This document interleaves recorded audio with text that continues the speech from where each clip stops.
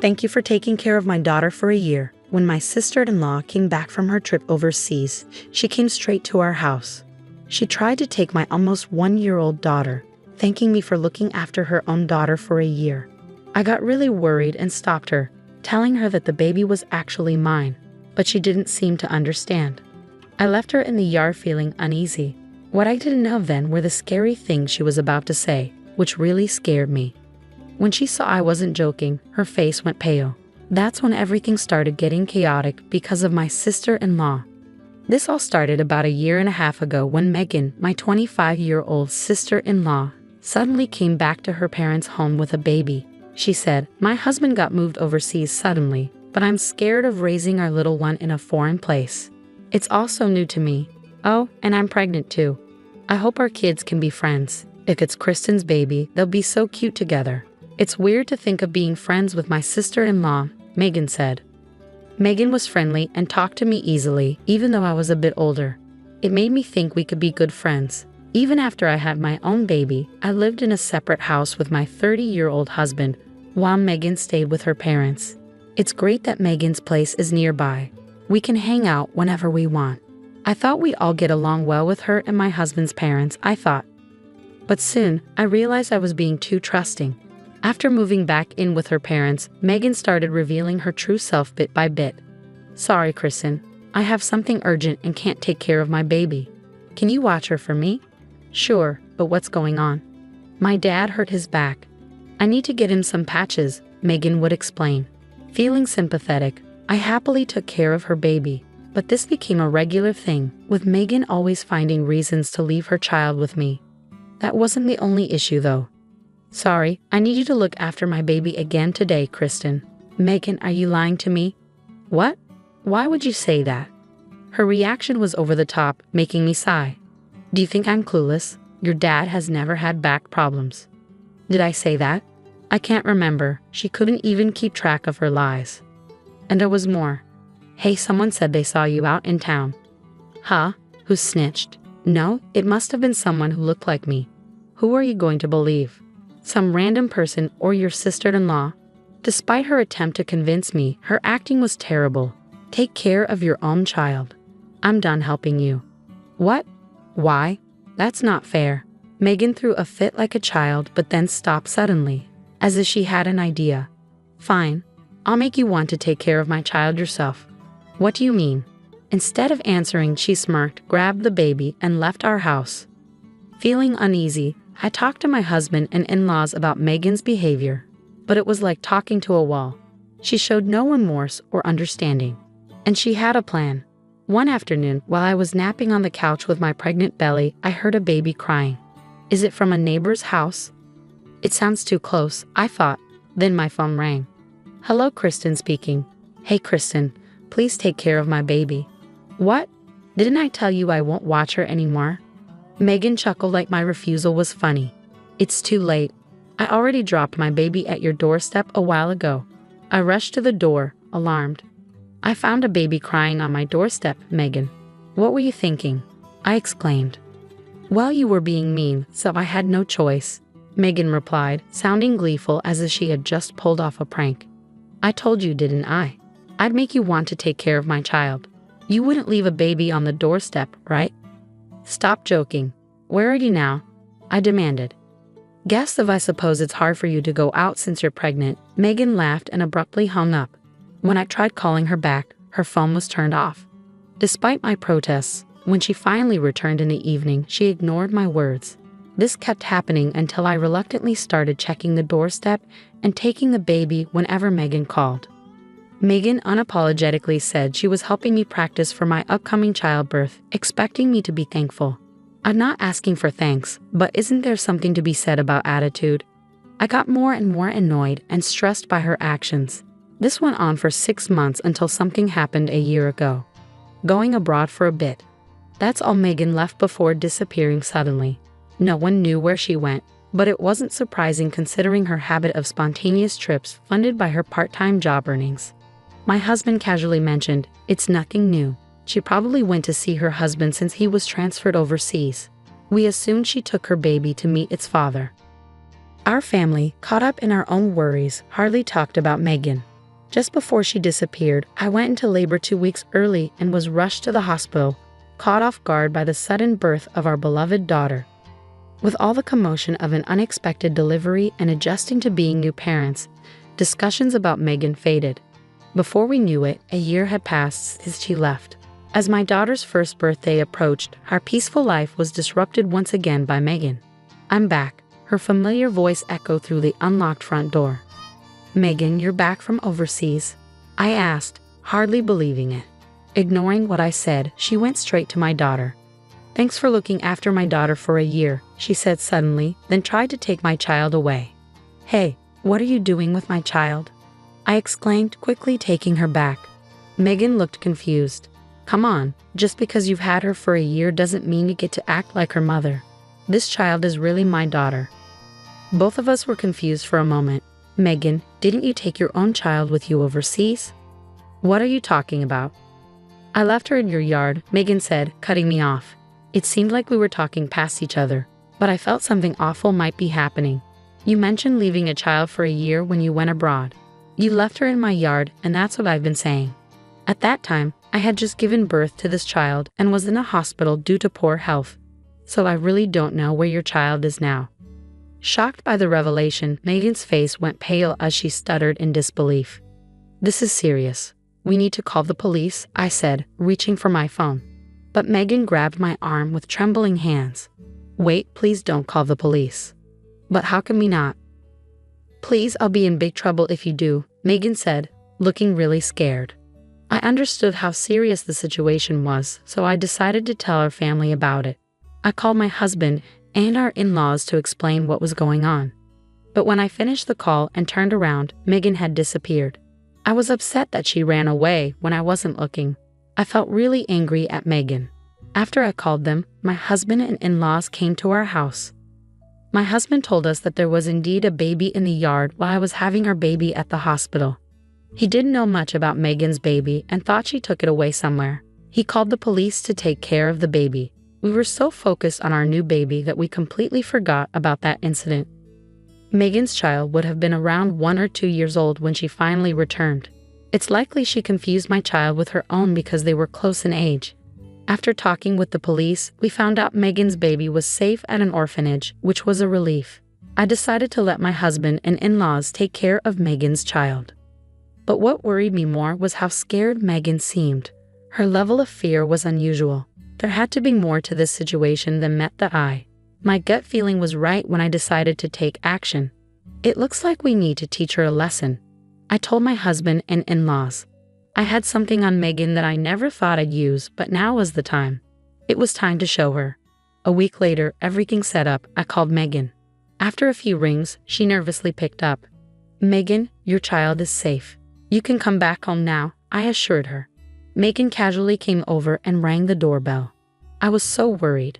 "I'm glad she's safe," Megan said with a careless laugh as she walked into our living room. But what she saw inside was unexpected. "What in the world? Aaron and Ben, what are you guys doing here?" Megan's husband, or should I say, her ex-husband, Aaron, was sitting on the sofa, looking angry at her. And on the floor sat her affair partner, Ben, with a sad expression like he was going to cry. "This isn't good," Megan said, trying to leave our house. But my father-in-law, who's a big man, was blocking the doorway, stopping her from leaving.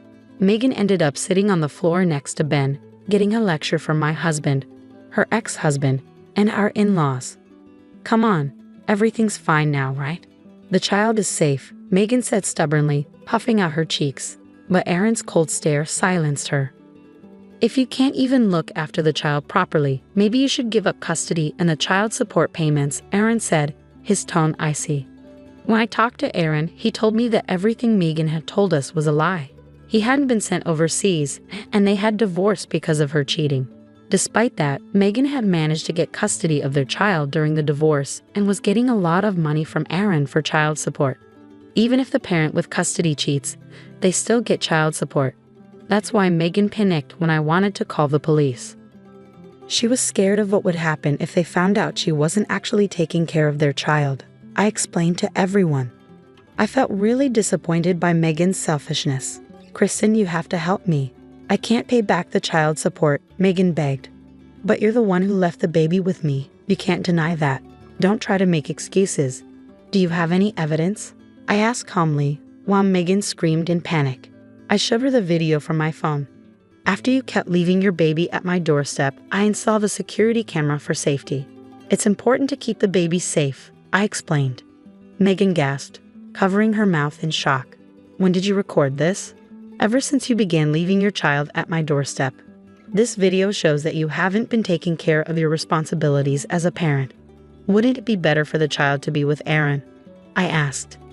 Megan, biting her lip and growling softly, suddenly turned to Ben, who was sitting beside her, and burst into tears. Help me, Ben. Everyone's picking on me. But Ben, who appeared to have viewed Megan as just a casual relationship, gently pushed her away. I have another family, Megan. You've betrayed me too. Who do you think paid for our trip around the world with the child support money? Megan gasped, realizing her mistake. But is that really so wrong? She tried to argue.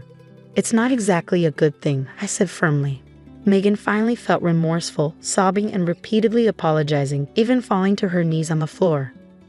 Please wait. I'm so sorry. Just forgive me, she begged.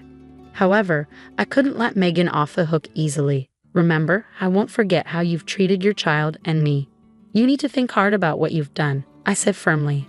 Megan was taken away by the police, arrested, and her daughter was returned to Aaron, who got custody back. Now, Megan has to pay $500 in child support every month until the child is grown. Cut off by my husband and in-laws, Megan faces a tough road ahead.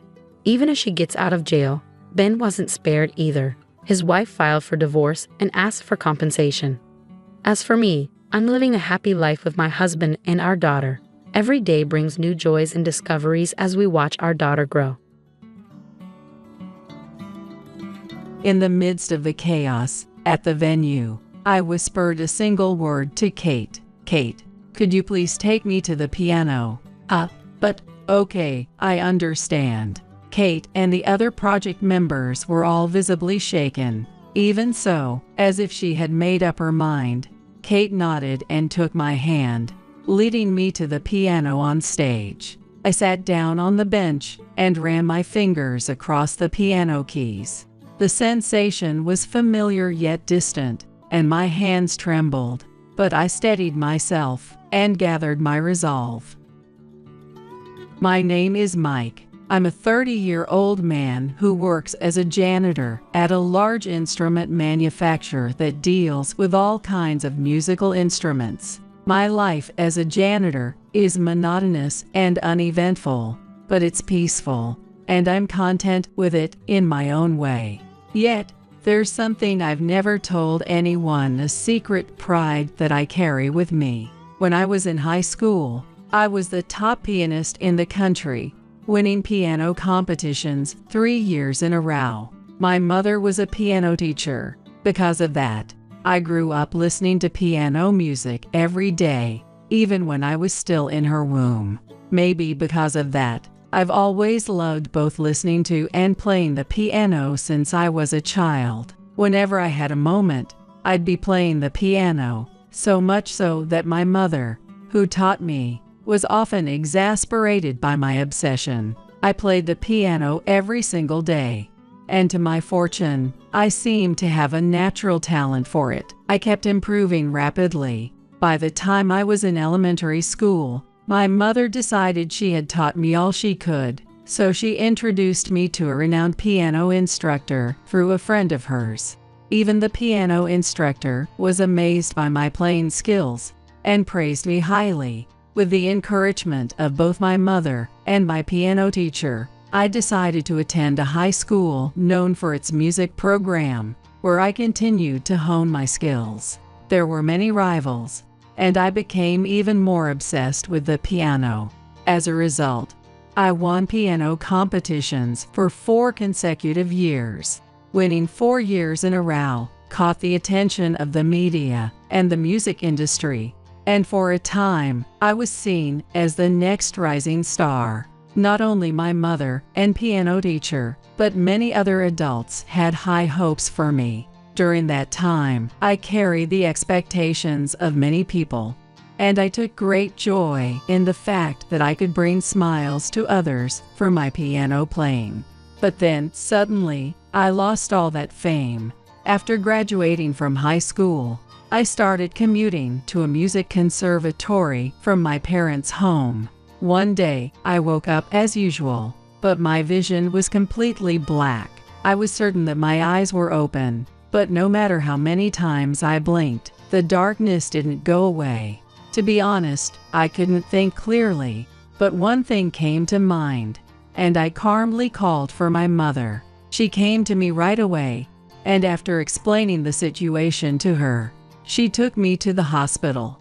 The diagnosis at the hospital confirmed what I already suspected. It was due to my pre-existing condition. I had been severely nearsighted since I was a child. The cause was a genetic disorder I was born with. I had been told that it would eventually lead to blindness, but I thought that day was far off. The reality of being blind was hard to accept. Frustrated with my declining performance and feeling as though I had let everyone down, I abandoned the piano that had been with me since childhood. I also dropped out of college. Even though I couldn't completely distance myself from music, I began working as a janitor at a musical instrument company. As a janitor, most of my interactions are limited to my fellow janitors. However, there's one employee outside of the janitorial staff that I've grown close to. Her name is Kate. At first, I didn't know much about her. I just heard that there was a beautiful and kind woman who was kind to everyone. I was a bit curious about her, but being both a janitor and blind, I knew how the other employees saw me. Even though people said Kate was nice, I never thought she'd interact with someone like me. But she treated me just as kindly as anyone else. At first, I think she spoke to me out of sympathy or something like that. But as soon as she learned that I knew a lot about music, our conversations deepened. After that, she started treating me like a regular friend. Today, during our break, we were talking about her work, like we often do. I secretly cherish these moments. When she talks about her work, especially anything related to music, she lights up with excitement. It reminds me of the joy, excitement, sadness, and frustration I felt back when I was fully devoted to the piano. Mike, are you listening? Oh, I let her cheerful voice pull me into my own thoughts. Yes, I'm listening. You're planning a concert to help the local kids enjoy music. Right, that's right. And guess what? The famous pianist, Mary, has finally agreed to perform. Really? I'm so glad your wish came true, Kate. Thank you.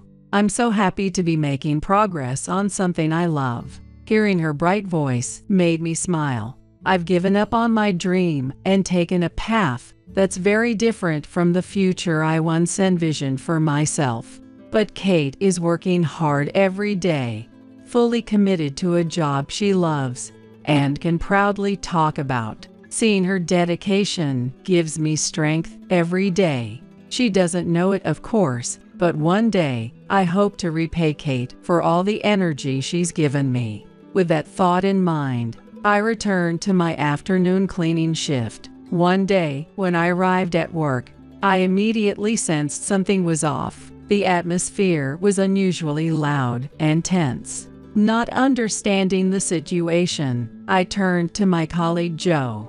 Joe is a fellow janitor and a good friend of mine. Knowing how difficult it is for me to commute alone due to my blindness, Joe kindly walks with me to and from work every day. Joe, do you know what's going on? It's really noisy today. I'm not sure. It looks like there's a crowd gathered by the notice board in the break room. Joe and I made our way toward the bustling break room. Near the notice board, I could hear Kate and her colleague Bob arguing. Worried about what might have happened to Kate, I stayed quiet, while Joe asked one of the other employees nearby, "Morning. We just got here, so we don't know what's going on. Can you fill us in?" "Morning," Joe, Mike, I just got here too. But apparently, Bob is suddenly quitting the company. And that's why he and Kate are arguing. Quitting. That's pretty abrupt. But why is it causing an argument? I don't know all the details, but Bob was on Kate's project team. And since he's leaving without handing over any of his responsibilities, it's going to cause a lot of problems for the project. He must have been a valuable team member. Losing someone like him would be a huge setback. As I silently cheered for Kate, hoping her project would somehow succeed despite this, I heard their voices grow even louder. No matter what you say, I'm not going to change my mind about quitting.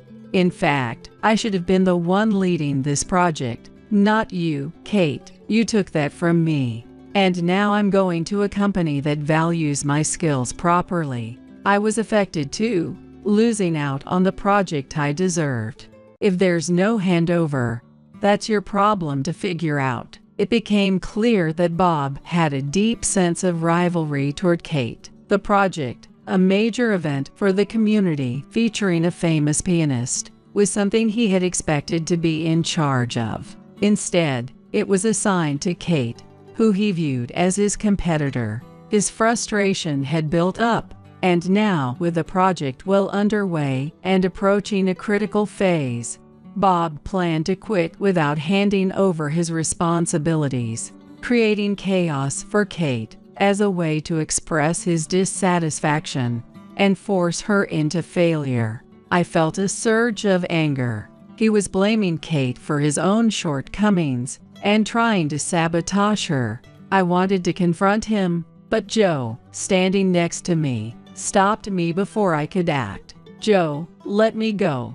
I need to say something. Mike, there's nothing you can do right now. Even if you confront him, we're just janitors. We don't have any power here. Joe's words made me hesitate. He relaxed his grip on my arm, sensing my internal struggle. Just keep doing what you've been doing, Mike. Be there to listen to Kate and encourage her. If we make a scene, it might only make things worse for her. Joe was right. While Kate was well liked by most, a few people had whispered negative comments about her because of her kindness toward me. I didn't want to add to that. Reluctantly, I nodded in agreement. All right, let's get started on today's cleaning. And with that, Joe and I got back to work. 2 weeks had passed since Bob's sudden resignation. Kate's project team still hadn't gained any new members. Our company had many other projects running simultaneously, and everyone was already tied up with their own tasks. There just weren't enough free people to help with Kate's project. Though I couldn't see, I could hear the strain in Kate's voice every day. I could tell she was pushing herself to the limit, and I was deeply worried about her. One day, something unusual happened. Instead of during our usual break time, Kate approached me during work hours. Mike, do you have a moment? Of course. I just finished cleaning here. Kate wasn't the type to interrupt work for idle chat, so I figured it must be something important. I agreed to follow her, and we headed to a meeting room. Once inside, as soon as the door was shut, Kate spoke up urgently. Mike, please. I need your help. What? Kate, what's going on? I asked, confused. Why me? I'm blind, and I'm just a janitor. I don't think I can be of much help. That's not true. Kate's sudden outburst took me by surprise. She had raised her voice so unexpectedly that even she seemed embarrassed. After clearing her throat, she continued more calmly. I've talked to you a lot during our breaks, Mike, and I've always thought your knowledge of music was incredible. I consider myself pretty knowledgeable, but you know even more than I do. No, that's just a coincidence. I started, but Kate cut me off. I'd really like your help. As you know, since Bob left, we've been short-handed, and the project is in trouble. If you could lend your expertise, I think it would help us get back on track. But I'm just a janitor. I don't think I'm allowed to be involved in something like this. I said, still unsure. That's not a problem. I've already talked to my supervisor, and they've agreed that if you're willing, you can join the project. Kate responded quickly. You work fast. But what about the other team members? I asked, still hesitant. I haven't told them yet, but once they see how knowledgeable you are, they'll definitely accept you. And if they don't, I'll make sure they do, Kate said with determination. I smiled at her enthusiasm as she continued. Besides, Mike, whenever you talk about music, you seem genuinely happy. I want to work with someone who's that passionate. When someone enjoys what they do, they can spread that joy to others. That's why I know if we work together, this project will succeed. So please, help me. Her words left me both shocked and deeply moved. I hadn't realized how much I lit up when talking about music, and I never thought someone would see that and believe in me. Without realizing it, I turned to face where she was and nodded. All right, I'm not sure how much help I'll be, but I'll do my best. Thank you, Mike. I'm so grateful, Kate said, grasping my hand in joy. Later that afternoon, she took me to meet her supervisor. I've gotten Mike's agreement, so he'll be joining the project starting tomorrow, Kate said. Understood. Mike, we appreciate your help. For the duration of this project, you'll be focusing on it instead of your cleaning duties. The CEO has already approved it. I understand, I replied. Next, we went to meet the rest of the project team. I was nervous. Kate had promised she would make them accept me, but I still had my doubts. I was blind, and while I stayed as informed as I could, it was harder to keep up with everything compared to when I had my sight. Would they really accept me? Hey everyone, I've brought a new team member, Kate called out as she opened the door to the project room. I followed her in, and as soon as the others saw me, their initial excitement faded. You all know Mike, right? He's got incredible knowledge of music, and I asked him to join the team. He kindly agreed, so please welcome him. Kate introduced me. Hi, everyone. I'll do my best to support the team and contribute as much as I can, I said, trying to sound confident. There was some scattered applause, but it was clear I wasn't fully welcomed. It stung a bit, but I reminded myself that none of them really knew me. They only knew that I was blind. I resolved to work hard and prove myself, so I quickly shifted my focus to helping with the project alongside Kate. The work turned out to be more challenging than I expected. We had to consider so many factors: what age group to target, what pieces to perform, whether to add any additional events, where the venue should be, and even what piano to use. I had never been involved in organizing a concert or competition before, so I was surprised by how much went into the planning. Still, my past experiences seemed to come in handy. Although I couldn't assist with writing proposals or checking supplies, I could offer insights from a performer's perspective. Having participated in and attended many concerts and competitions throughout my life, my feedback was valuable in helping to shape the event from both the performers' and audience's points of view. At first, the project members kept their distance from me, seeing me as blind and unable to contribute. But as they witnessed my interactions with Kate up close, their attitudes began to shift. Over time, I became more integrated into the team. Now I was actively exchanging ideas with them, and they considered me a valuable partner in shaping the project. Thanks to everyone's efforts, the project ran smoothly, and we received the incredible news that the concert tickets had completely sold out. When we heard that, we all hugged each other and shared in the joy. Today is the day before the concert. Kate, the project members, and I have gathered at the concert hall for the final rehearsal. The entire team reviews the flow of tomorrow's concert. Given the size of the event, we weren't satisfied with just one run-through. We carefully went over every part of the program twice to ensure everything was perfect for tomorrow. After finishing the review, we all gathered in the main hall. The big day is tomorrow. Thank you, everyone, for all your hard work so far, Kate said with excitement. It's a bit early for thank yous, don't you think, Kate? Paul, one of the team members, teased her, and we all shared a laugh. True, the real test is tomorrow. I'll save my thanks for after the concert is a success. Now let's form a circle and get ready for tomorrow.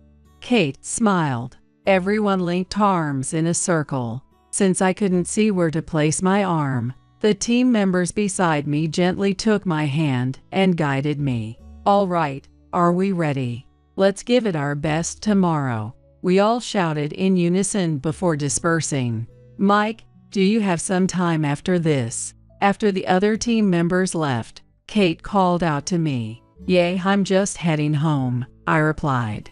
Would you mind staying with me for a bit? Of course, I don't mind. Once she made sure I agreed, Kate took my hand and led me to a seat in the concert hall. I'm going to play a little on the piano now. Could you listen for me? Sure, I said, settling into the seat. Kate left my side and walked toward the piano on the stage. I heard her footsteps stop, followed by the sound of her adjusting the bench. Then, a melody began to flow from the piano. The piece was simple, but I could feel the joy in her playing. It amazed me how much emotion could be conveyed through the sound of the music alone.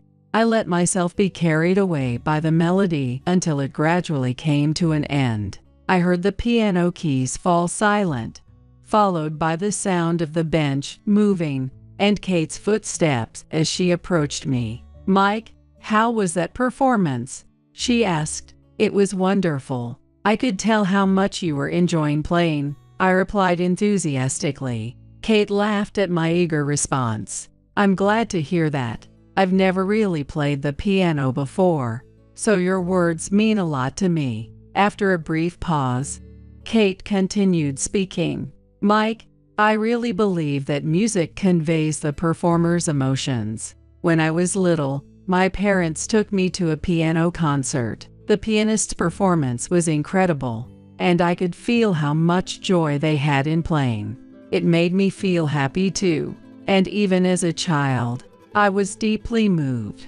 Since then, I've always wanted to be involved in the music industry. I didn't have the talent to perform, so I decided to work behind the scenes, supporting music. One day, I want to inspire someone else, just like that pianist inspired me. Kate's voice was filled with a mix of nostalgia and admiration. I could relate to the feeling she described. When I was young and still inexperienced in playing the piano, my parents took me to a concert by a world-renowned pianist. I remember vividly how the emotions of the performer resonated directly with me, and I thought to myself, I want to be like them. I want to play like that. That moment deepened my passion for the piano.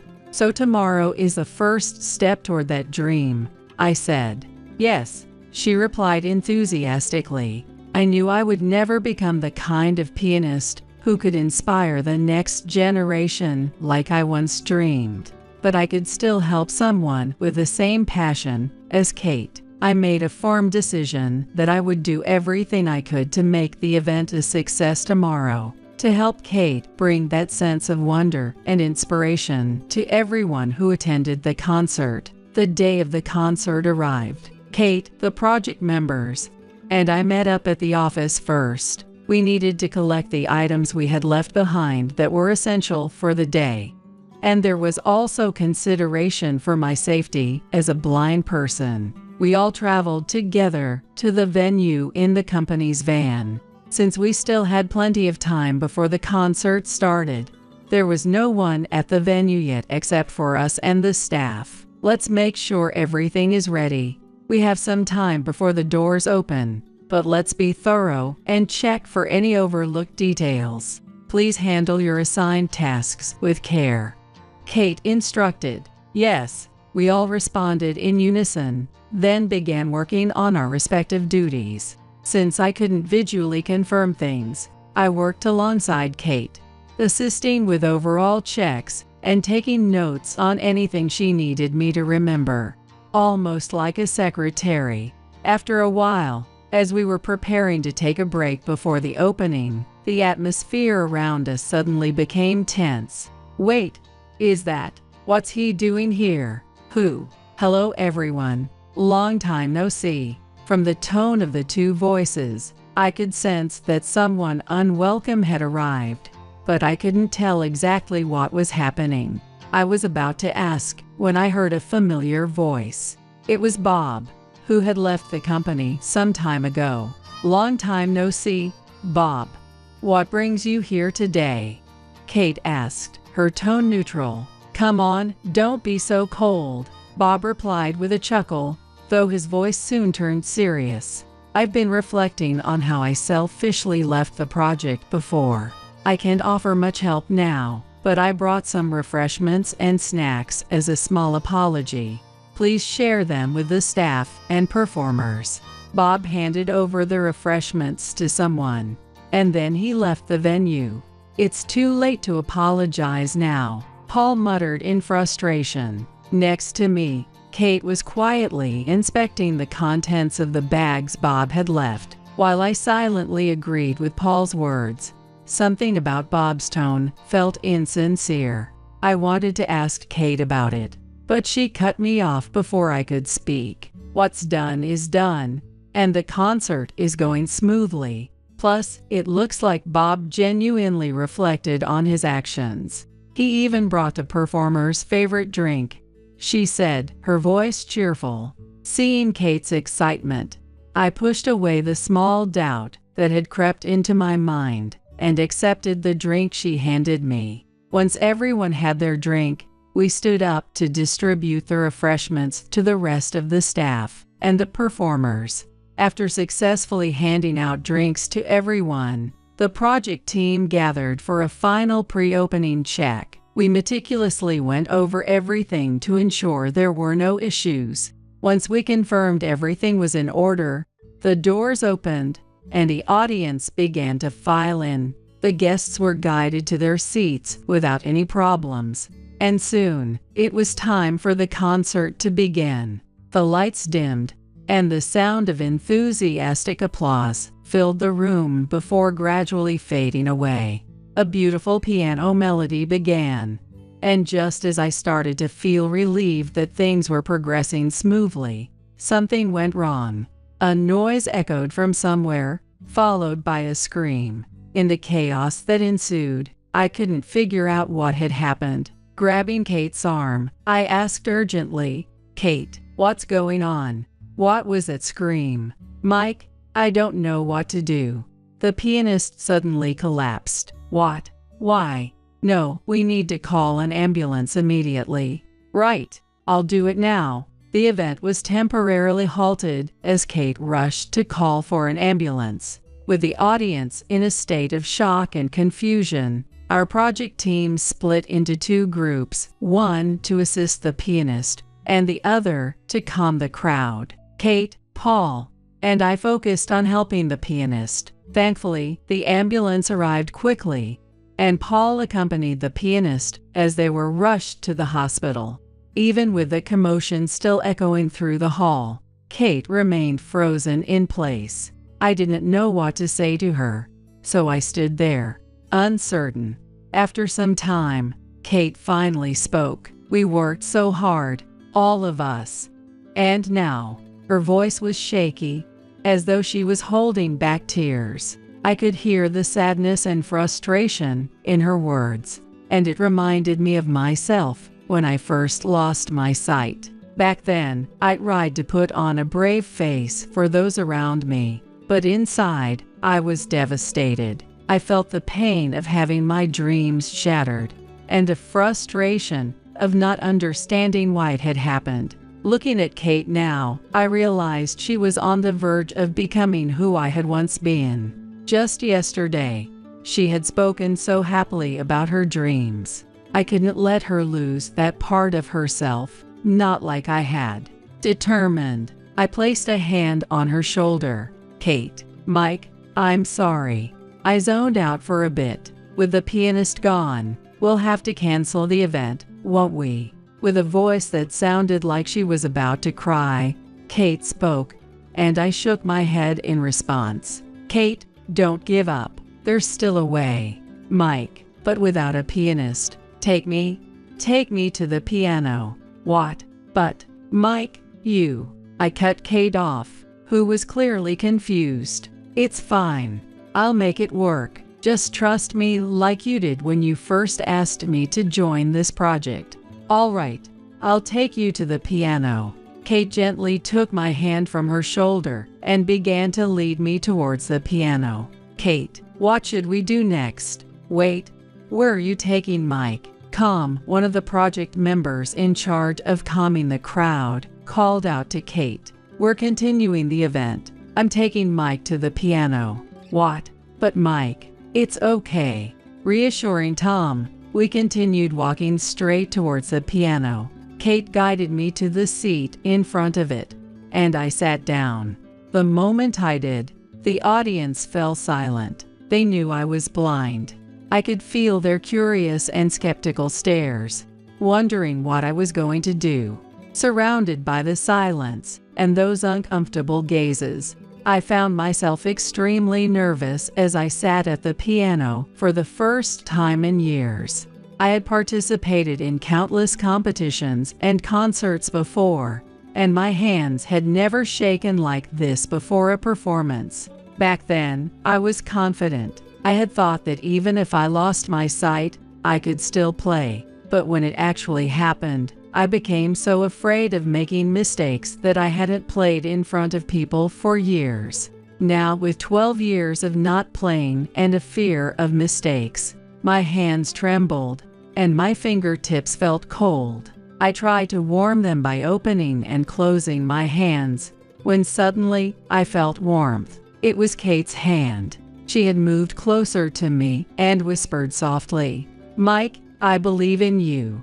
You'll be fine." With those words, my hands stopped shaking, and warmth returned to my fingertips. I nodded at Kate and slowly withdrew my hand from hers.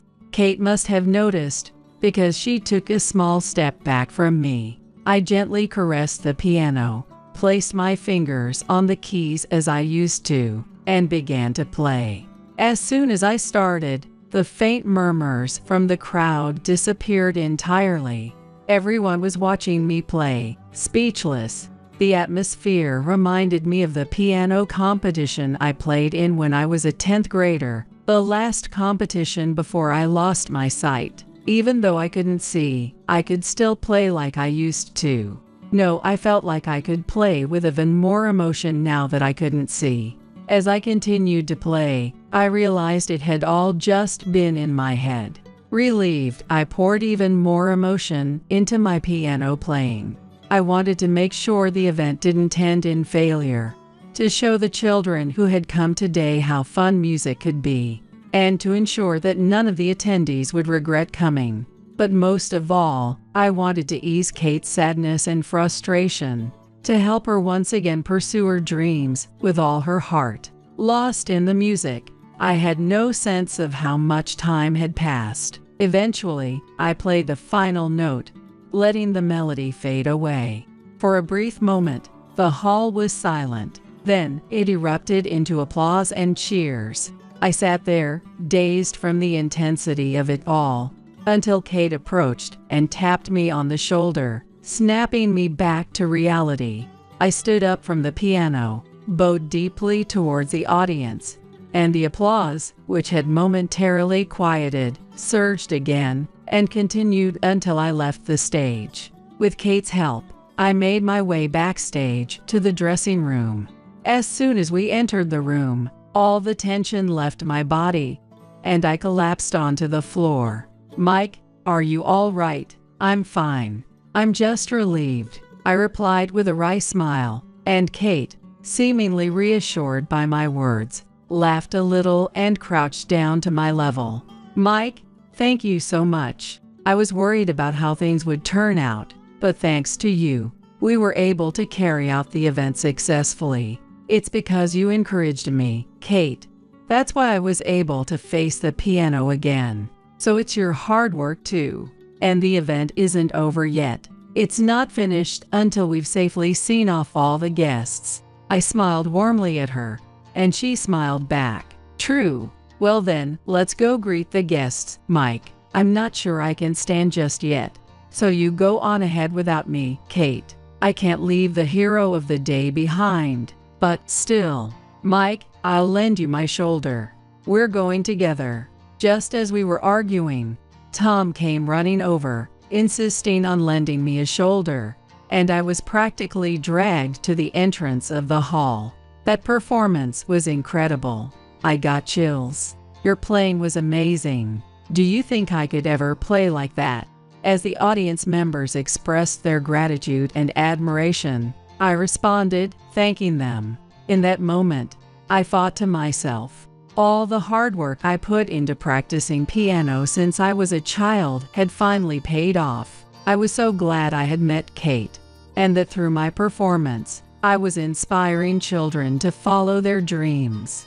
After we had finished seeing off all the guests, the event staff and the rest of the project members showered me with praise. Some asked why I hadn't told them I could play piano, while others admitted that my performance had moved them to tears. It was all incredibly heartwarming.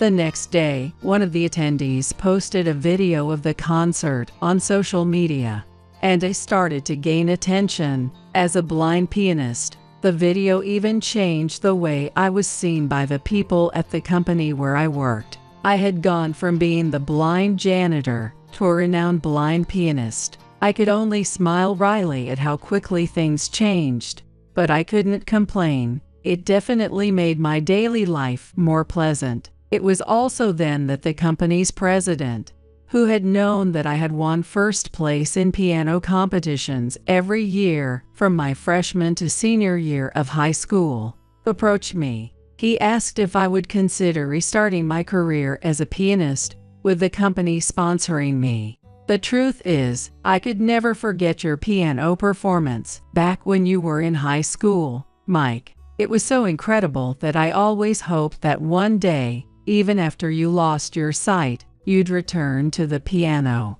That's why I hired you as a janitor, thinking maybe the opportunity would come. So when I heard about the concert, I was really disappointed I couldn't attend.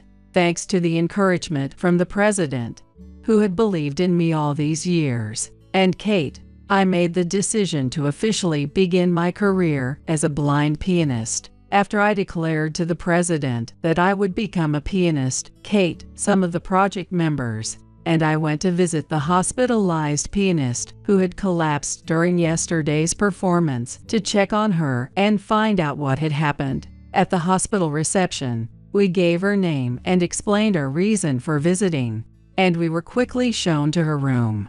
"Excuse me, Mary, how are you feeling?" I asked. "Thank you all for coming.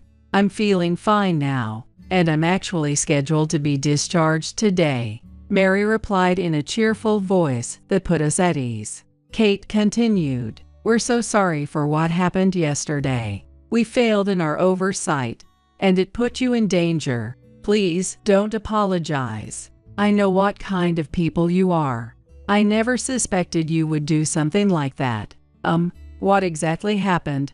Kate asked, her voice filled with concern. "Well, I'm usually in good health, so I was confused about why I collapsed. When I asked the doctor, they told me there were traces of sleeping pills in my drink. You gave me that drink, right? I thought maybe it was the colleague I had issues with." At Mary's words, we all turned pale. "I can't believe this. I am so sorry for the actions of one of our former employees. If there's anything we can do, it's all right. You've already been through enough. I know you've been dealing with the aftermath of the event, so I've already handled it on my end." "What?" "Well, I'm a somewhat well-known pianist, so I've already contacted several key figures in the music industry about what happened. And you know, it turns out the company that colleague joined after leaving yours. My nephew is the president there. When I told him, he was furious. That person will likely be fired soon. Although her voice was calm, it felt unnervingly cold. We apologized once again, made arrangements for a future performance, and left the hospital, all silently agreeing to never cross Mary again. She was terrifying. Kate whispered, "Yeah, I always thought she was gentle and never got angry, but they say the calmest people are the scariest when they're upset. I definitely don't want to make her mad again." Everyone nodded in solemn agreement. Back at the company, I shared the hospital incident with the president. Apparently, Mary had already sent him the same message and confirmed she had indeed informed the heads of various music companies. Later, we learned that the story had spread across the entire industry, and Bob, the culprit, had been fired from his job. The news about Bob's actions was so widespread that his chances of finding another job in the music industry were slim.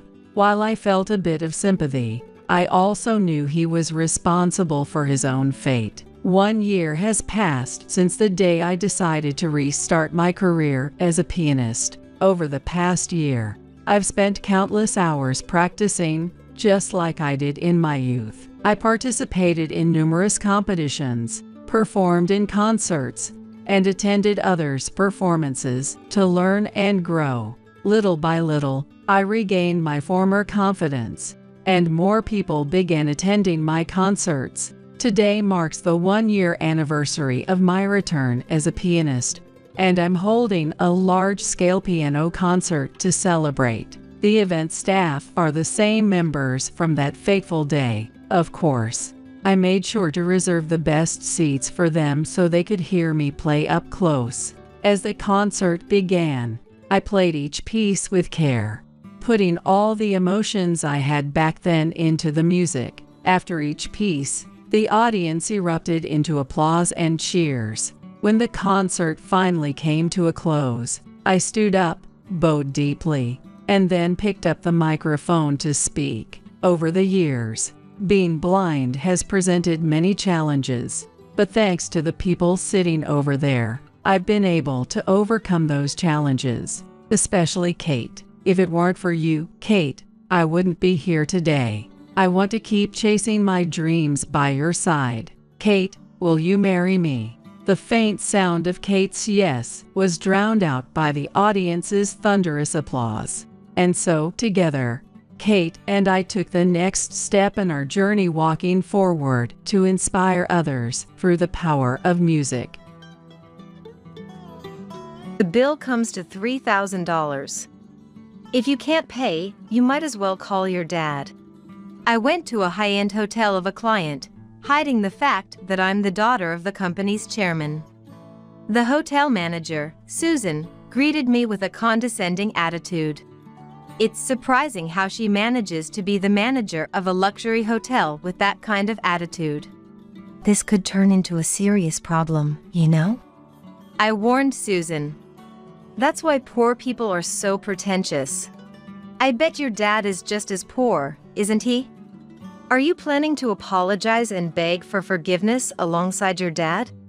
Susan repeated her malicious remarks with a loud laugh. 5 minutes later, when my father arrived, Susan's demeanor completely changed.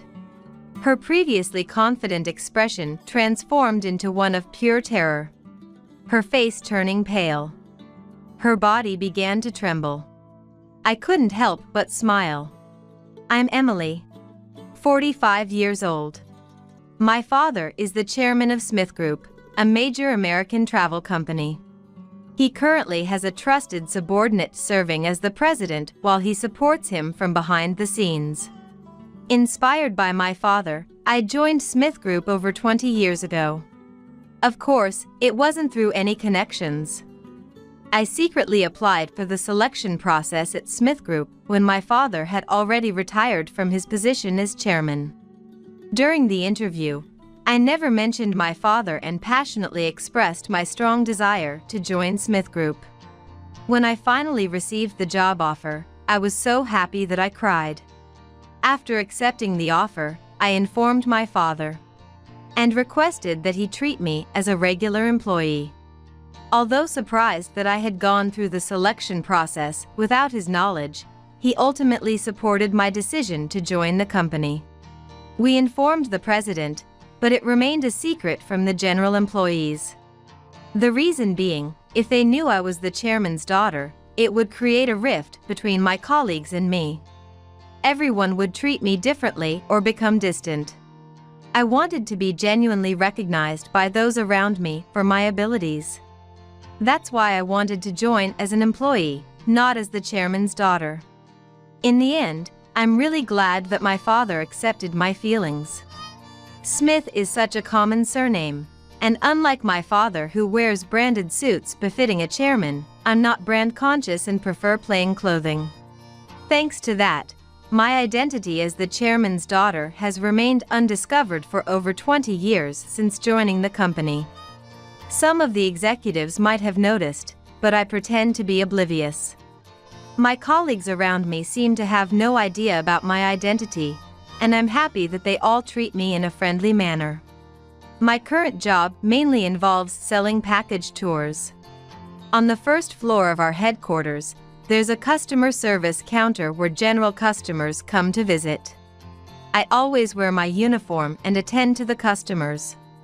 I listen to the requests of the customers who come to the counter and suggest the most suitable travel plans for them. It's the perfect job for me since I love talking to people. Recently, many people compare travel sites online and make reservations.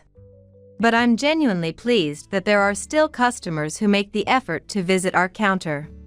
It makes me realize that what my father built has taken shape. I also secretly take on certain jobs from my father. This is a top-secret mission that even my colleagues don't know about. Only a few trusted individuals handle this job. The reason being, it involves the movement of large sums of money. If the person isn't trustworthy, it could lead to significant problems down the line. Therefore, every time I undertake this job, I feel a sense of tension. I've been working hard, taking pride in being entrusted with such a task. I want to continue doing my best in whatever way I can to help grow my father's company. On this particular day, I visited a certain hotel. It's the Miller Hotel, one of our clients. We often work with them for package tours. The plans that combine the Miller Hotel with flights are quite popular, and there are many customers who repeat. As a result, these plans are regularly organized. This time, I visited the hotel using my paid vacation days. The Miller Hotel is a classic hotel located in the heart of a hot spring town. The hotel has been in business for about 100 years, and its building exudes a sense of history. However, the interior has been renovated and is clean, so it doesn't feel uncomfortable to stay there. The previous manager here was a gentle person with refined manners and a beautiful presence. Despite being in her late 60s, she showed no signs of aging and moved swiftly, yet never gave the impression of being busy. She had just the right amount of elegance, making her the perfect fit for a high-end hotel manager. She also paid great attention to detail. When I stayed here before, that manager took great care of me, and I grew to love this hotel. I had recently heard that the hotel manager had changed. Since this was my first stay since the change in management, I was looking forward to seeing what kind of person the new manager would be. They might be as swift as the previous manager, or perhaps a laid-back and wonderful person. There's also a possibility that they excel in their insight when it comes to reading guests. If that's the case, they might realize that I'm not just an ordinary guest. With these thoughts in mind, I entered the hotel, feeling a bit nervous. "Welcome. Do you have a reservation?" A woman who seemed to be the manager called out to me as soon as I stepped inside. The woman appeared to be around the same age as me, wearing a beautiful suit and having a lovely appearance. Amidst her vibrant presence, there was a sense of refinement. And from my impression, she seemed to be a kind person. I answered the woman's question. Yes, I have a reservation under the name Smith. I'm here to check in. As she checked the guest list, the woman spoke to me with a friendly smile. We've been expecting you, Ms. Smith. Let me assist you with the check-in process. Are you here for sightseeing? She asked me with a smile. Actually, I work for Smith Group and was aware of this hotel. The last time I stayed here, the previous manager took great care of me. I said a little shyly, and I felt like the woman's eyebrow slightly raised. What? I felt as if the woman's face had suddenly changed from the cheerful expression just now, and I couldn't help but let out a sound. The woman looked puzzled at my words, but the next moment, she was smiling again. I see. I'm Susan, the new manager of the Miller Hotel. Ms. Smith, please enjoy your stay with us. Susan said politely, giving a courteous greeting. I must have imagined Susan's eyebrow raising for a moment. After all, there's no way the manager of such a high-end hotel would show their emotions over trivial matters. Feeling reassured, I nodded to Susan. Yes. Thank you very much. With that, I followed an employee called by Susan to my assigned room. Wow! What a lovely room! The room I was guided to by the employee had a wonderful interior. The outside view was somewhat obscured by trees, but apart from that, it seemed to be an excellent room. As expected, the room was clean and had the luxurious feel that comes with a high-end hotel. The room I stayed in previously also had a lovely outside view. It overlooked the hot spring town, and I could gaze at the beautiful night scenery. However, even for rooms of the same grade, there can be hits and misses, so I can't complain. I put down my luggage and took a moment to catch my breath. Even though it's just a one-night stay, I'm so happy to be staying at such a hotel. While it's part of my job, I want to enjoy this high-end hotel since I'm here. The new manager also seemed like a proper person, which is good. And since she appeared to be around the same age as me, there likely won't be another management change for a while. She has the same last name as the previous manager, so she might be the previous manager's daughter. If that's the case, there's a high possibility that her management style will be similar to the previous manager, and I can probably trust her. This assignment seems like it won't be too difficult for me. I thought I could relax, but I would soon realize that wasn't the case. After taking a dip in the Miller Hotel's renowned bathroom and settling down, it was already 7 p.m. It was the long-awaited dinner time. This hotel offers course-style room service. The staff brings the dishes one after another. From appetizers to desserts, everything is refined and a pleasure to look at. Even for the main course's luxurious steak, the staff lights the fuel and checks the doneness, providing attentive service. Just by absent-mindedly watching, the finest cuisine is prepared. The timing of the next dish's arrival is also perfect, allowing me to fully enjoy the dining experience. Of course, being a high-end hotel, they use an abundance of high-quality ingredients, and the taste is impeccable. I had set my dinner time for 7 p.m., so the staff should be bringing the meal to my room soon. At the Miller Hotel, the course dishes are prepared using seasonal ingredients and local ingredients harvested near the hotel that day. Therefore, you don't know what kind of dishes you'll be eating until the last moment. It's understandable that many people stay at the Miller Hotel every month just for the cuisine. I wonder when it'll come. I waited in anticipation of the meal. 30 minutes passed. There was still no sign of the meal being delivered. The surrounding rooms seemed to have already started their dinner, as I could hear lively voices. I waited with my chin resting on my hand, anticipating a knock on the door at any moment. However, there was no sign of anyone knocking. It's late. I wonder if they're busy. The scheduled reservation time had long passed. This was taking too long, no matter how you looked at it. Thinking that I might have gotten the reservation time wrong, I checked the confirmation email. But even after checking, it was definitely set for 7 p.m. I should probably go to the front desk and check, after all. Losing my patience, I decided to leave the room and head to the front desk. Just then, I ran into an employee who seemed to be serving dinner to a nearby room. I promptly called out to the employee. Excuse me. I haven't received my dinner even though it's past the scheduled reservation time. The employee responded in a flustered manner. We sincerely apologize. I'll check on it right away, so could you please provide me with your room number? It's room 302. I answered hesitantly. The employee then took out a sheet of paper with the guests' dinner start times and checked it. However, as they looked at the paper, they began to tilt their head in confusion. Is something wrong? I asked, feeling uneasy about the employee's behavior. The employee then said something astonishing. That's strange. It shows that the reservation for room 302 has been canceled. I heard it from the manager just a while ago, so I don't think there's a mistake. What? I was puzzled by the employee's statement. I had spoken with Susan at the reception, but she never mentioned anything about canceling dinner.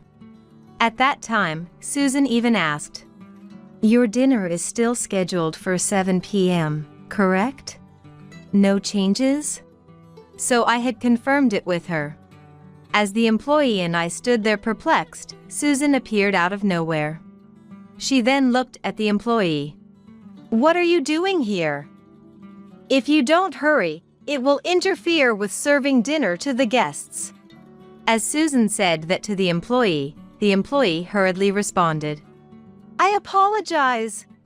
Please excuse me. And immediately left the scene. This left Susan and me alone. Susan looked at me and let out a deep sigh. Ms. Smith, our employees are busy, so could you please refrain from calling them over unnecessarily? It's quite troublesome, Susan said, placing a hand on her cheek and making a troubled gesture. Despite being surprised by Susan's attitude, which seemed to assume I was at fault, I answered. I only asked the employee earlier because my meal hasn't been delivered even after waiting for so long. More importantly, why was my dinner canceled without my consent? What's going on? Susan's behavior was outrageous, no matter how you looked at it. As I glared at Susan, she let out a smile. You said it was canceled at the reception, didn't you, Ms. Smith? We simply followed your instructions, Susan said, looking at me with a provocative gaze. I never said anything about canceling, I told her in a sharp tone. But Susan didn't back down. Even for room service, our meals require a certain dress code. That's how high-class our establishment is. For someone like you, Ms. Smith, with such a plain and common attire, it's a bit. Susan looked me up and down, as if licking my clothes with her eyes, and laughed. My face turned bright red at Susan's remark. She definitely canceled my meal on purpose. Being treated like this, I finally realized Susan's malicious intent. I couldn't let this slide. I never said anything like that. And if it's about my clothes, I can change into something more appropriate, right? Anyway, please prepare my meal immediately, I told Susan. However, Susan said with a nasty grin, the cancellation has already been processed, so we can't make changes at this point. There's another room service available, so why don't you try that? I'm not sure if you can afford it though, Ms. Smith, since it's quite expensive. Now, if you'll excuse me. As I stood there dumbfounded, Susan added as if remembering something. Oh, and you've also canceled your breakfast, right, Ms. Smith? I'm telling you in advance, so don't you dare try to bother our employees tomorrow morning. With that, Susan promptly left the scene. That manager pisses me off. What the hell is her problem? I felt irritated by Susan's attitude, which was unacceptable for a manager and someone in the service industry. The nerve of her to cancel without my consent and then have that attitude. It was the worst service I've ever experienced at a hotel. In the end, I had to go to a nearby grocery store to get my dinner that day. I feel terrible, I muttered, with dark circles under my eyes. After eating a sandwich from the grocery store for dinner and getting into bed, it was still the worst. The phone kept ringing from the front desk. When I answered, it was Susan's voice, laughing as she spoke to me. The content of her calls was utterly ridiculous. "We've received complaints from other rooms that your room is being noisy, Ms. Smith. Could you please keep it down?" I was asleep until the phone rang, and my room was completely silent. Therefore, there was no way there could be complaints about noise. "I'm sleeping quietly, so I think it must be a different room. Excuse me," I said and hung up the phone, but 10 minutes later, I received another call with the same content. I tried to ignore it, but the sound of the phone was so loud that I couldn't sleep. The phone ringing might also lead to new complaints. I had no choice but to answer the phone each time and deal with it. Thanks to that, I barely got any sleep and was completely sleep deprived. I felt absolutely terrible. I'm never staying at this hotel again, and I don't want to stay here any longer. I'm sure Susan already canceled my breakfast without my permission, and I don't think there's anything else for me to do at this hotel anyway. I decided to pack my bags immediately and check out. When I went to the front desk, Susan was standing there alone. The other employees were probably busy preparing breakfast. Originally, breakfast was supposed to be room service as well. In the hallway, I could see employees carrying delicious-looking dishes. Not being able to eat such wonderful food, I thought Susan had done something truly despicable. Honestly, I didn't want to see Susan, but since I stayed here, I had to settle the bill. With no other choice, I called out to Susan. "I'd like to check out, please." "Oh, you're leaving early. All the other guests are about to have breakfast now," Susan deliberately said, that with a nasty grin on her face. I silently glared at Susan. It was entirely Susan's fault that I couldn't eat that breakfast. However, Susan didn't seem to care about my glare and started the checkout process in a good mood. I'm never coming back to the Miller Hotel again. After checking out, I planned to have breakfast somewhere else. Then, the next moment, Susan started saying something outrageous. "The bill comes to $3,000. If you can't pay, you might as well call your dad." "What? The bill is $3,000? What do you mean?" I couldn't help but ask Susan. I'm pretty sure when I booked the room, it was supposed to be $1,000 including meals. In the end, I didn't even get dinner, and my breakfast was canceled without my consent. If it was just the room, it should have been at least $300 cheaper. I couldn't believe the price had tripled from the reservation amount. Susan then answered with a nasty grin. "Our hotel has a policy of charging double the room rate as a nuisance fee for guests who have caused trouble. Did you read the rules carefully, Ms. Smith? You were causing a disturbance with noise all night yesterday, right? So this is the natural amount." I was furious at Susan's outrageous statement. I was sleep-deprived and irritated because of Susan, so why was she making such provocative remarks? I argued back at Susan. "As I told you on the phone, I wasn't being noisy at all. And you canceled my breakfast and dinner without my permission, didn't you? Shouldn't you at least deduct that amount from the bill?"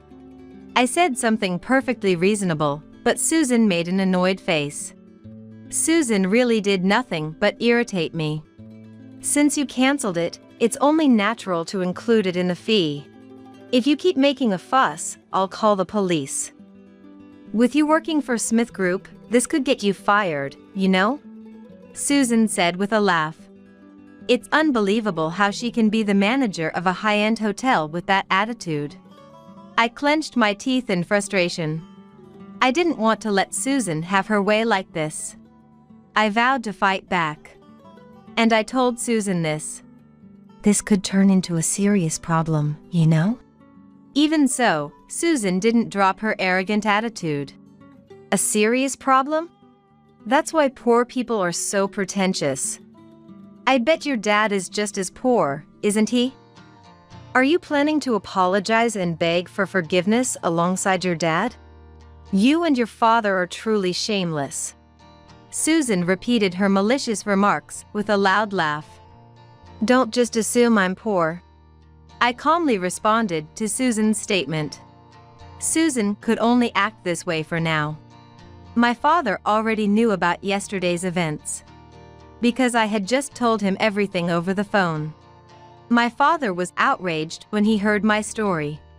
Saying such things to Emily. I'll never forgive her. I felt proud of my father for getting angry on my behalf like that. And I had already called my father to come pick me up by car. He would probably arrive in about 5 minutes. While waiting for my father, Susan kept making condescending remarks toward me. Why don't you just apologize and say you're sorry already? If you do, I might even let you pay in installments. Well, the interest will be high though. I'm not paying such an overcharged amount. I refused. But Susan didn't care about my refusal at all. Well, even installments might be tough for a poor person. It's so sad to be in debt hell. She blathered on. She still seemed to want to look down on me as a poor person.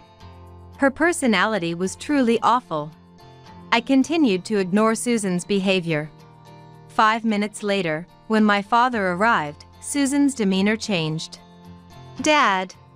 I ran up to my father with a smile. Susan looked at my father's face with a dumbfounded expression. She must have realized who my father was. That person is... Her previously confident expression transformed in an instant. Her eyes were clearly shaken. Susan's face turned pale and began to tremble. I laughed. Do you know my dad? He's the chairman of Smith Group. I told Susan with a smile. Susan greeted my father while trembling. I'm always truly indebted to the chairman. So Miss Smith was the chairman's daughter. What a wonderful daughter you have. Susan said that with a smile, but her smile was clearly strained. And she was completely flustered. Susan's remarks were obviously just flattery, and it was clear as day that she was shaken up. I coldly told Susan, "You're quite an amusing manager. Just a moment ago, you were making remarks that looked down on me as a poor person. Wasn't it something like, apologize and beg for forgiveness alongside your dad?" When I asked that, Susan pretended not to know while breaking out in a cold sweat. I never said such a thing. Excuse me, but aren't you misunderstanding something? Susan said, glancing up at my father to gauge his reaction. Emily seems to like jokes. I've been striving to provide the best hospitality all along. I took out my smartphone. Actually, I recorded our earlier conversation. Would you like to hear it? Yesterday, I had received terrible treatment from Susan. Thinking that Susan might pull something again during checkout, I had recorded our conversation on my smartphone just in case. And just as I had predicted, Susan made some outrageous remarks. It pays to be prepared. When I said that, Susan glared at me. You sneaky little...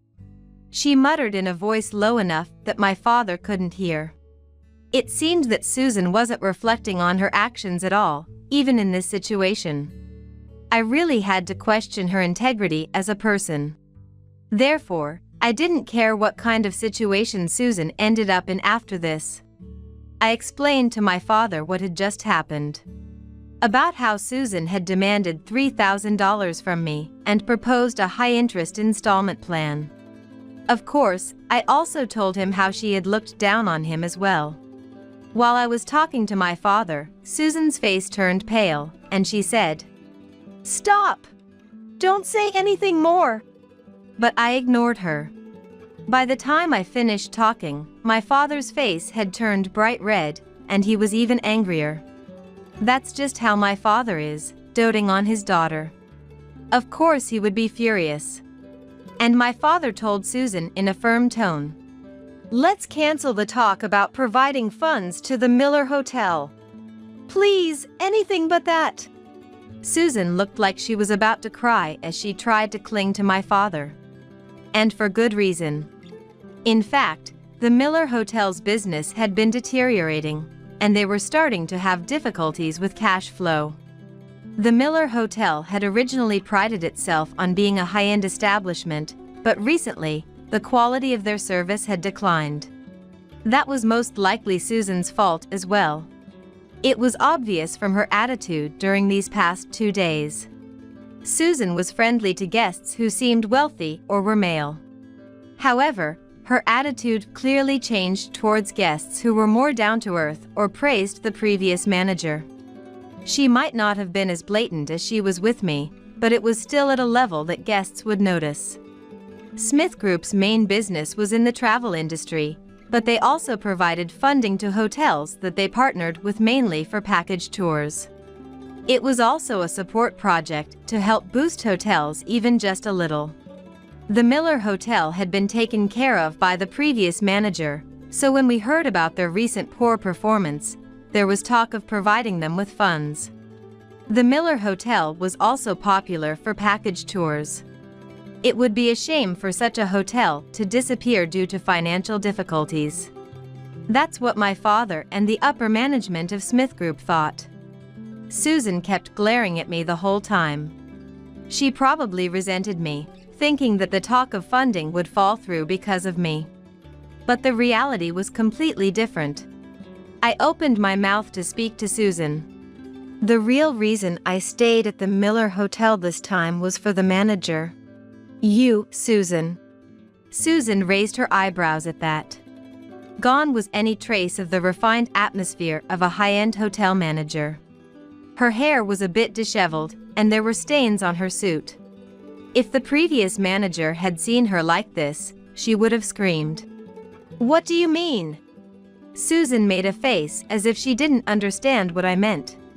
Certainly, if I suddenly told her that the purpose of my stay was for her, she would be confused.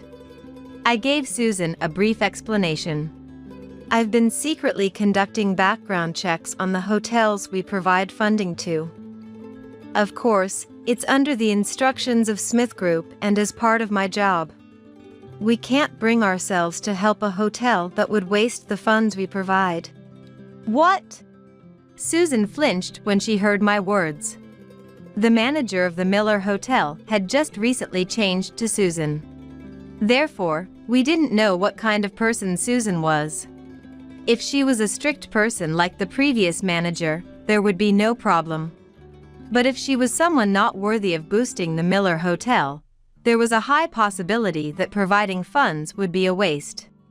In exchange for providing funds, Smith Group negotiates discounted accommodation rates for package plans. Securing a certain number of rooms during peak seasons was also part of the conditions for providing funds. This is to recover the amount of funds provided in the long run. In fact, we have steadily been able to recoup the money from the hotels we have funded so far. We're not a charity, so if we can't continue doing business with a hotel after providing funds, it would be a problem. That's why someone like me from Smith Group conducts an internal investigation of the hotel before providing funds. When I gave this explanation, Susan started trembling. "What's wrong?" I asked unintentionally as Susan clenched her fists and shook. Then she glared at me and said, "If you had told me beforehand, I wouldn't have acted like this. Doing this without saying anything is quite underhanded, don't you think?" Susan looked at me with accusing eyes. I was taken aback by Susan's remark. Susan was treating me like the bad guy. I couldn't understand why Susan was playing the victim in this situation. I said in exasperation. There's no point in telling the manager, right? I want to see how the manager normally acts. Still, Susan wasn't convinced. But she was trying to argue with me somehow. She must be desperate because it was a critical moment for whether or not they would receive funding. I let out a big sigh and said, "Besides, I told you from the beginning that I was an employee of Smith Group. If there's talk of funding, shouldn't you have been more careful then?" Normally, if an employee from a company that's considering providing funds stays at a hotel, they should be a bit more cautious. Even if not giving special treatment, I think they would be a bit more polite. They wouldn't interact with such a high-handed attitude. Then Susan muttered in frustration. I was annoyed that someone around my age could stay at a luxury hotel like this. And on top of that, you work for a big company like Smith Group. I can't even afford luxuries because our business is struggling. Susan said that and looked at me with a resentful expression. I was so appalled that I couldn't say anything. I never imagined that she would do such things for that reason. I composed myself and then spoke. Even so, does that make it okay to charge unreasonable amounts and cancel meals without permission? Then Susan snapped back. I was going to serve you the meal if you apologized while crying. You're the one who hurt my pride. Isn't that natural? That's unacceptable for someone in the service industry. I muttered unintentionally. My father must have felt the same way, as he let out a big sigh. Anyway, the talk of funding is off the table. This is final. If you have any complaints, please take them to Smith Group's point of contact. Then Susan said with a face that looked like she was about to cry. No way! What will happen to this hotel without funding from Smith Group? Susan desperately clung to my father, trying to get him to provide the funds. Please, just provide the funding. I'll even make your daughter's accommodation free this time as a special offer. I'll include discount coupons too. But my father only shook his head. I quietly told Susan. It was a good thing that it happened to be me this time, but if you did that to a regular guest, it would lead to credibility issues. You're unfit to be a manager. No way! At that moment, Susan collapsed to her knees. Tears were overflowing from her eyes. Susan's time as a manager was probably over.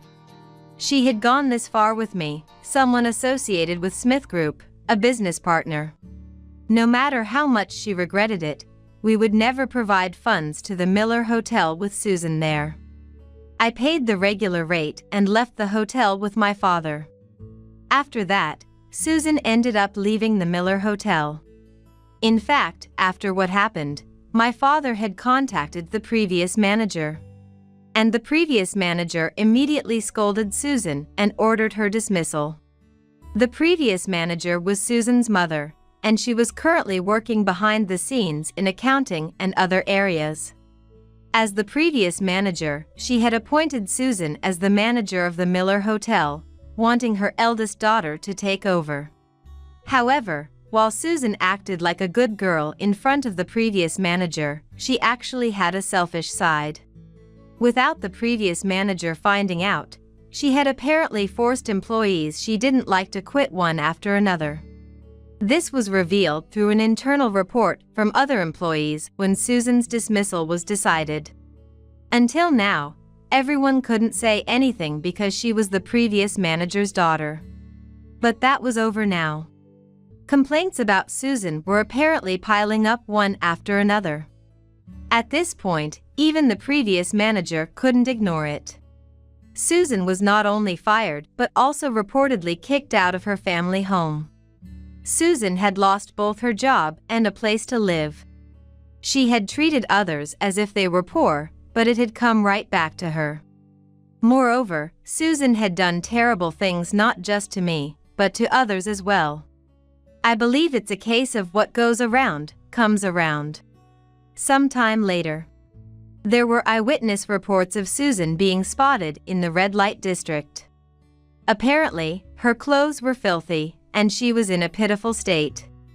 Among the current employees at the Miller Hotel, there were those who held a grudge against Susan. Such people were probably spreading Susan's misfortune in an amusing way. In any case, it's no longer any of my business. I don't care what happens to Susan. 6 months have passed since then. I'm still working at Smith Group, as always. The only thing that has changed is that I've been promoted to a leader position.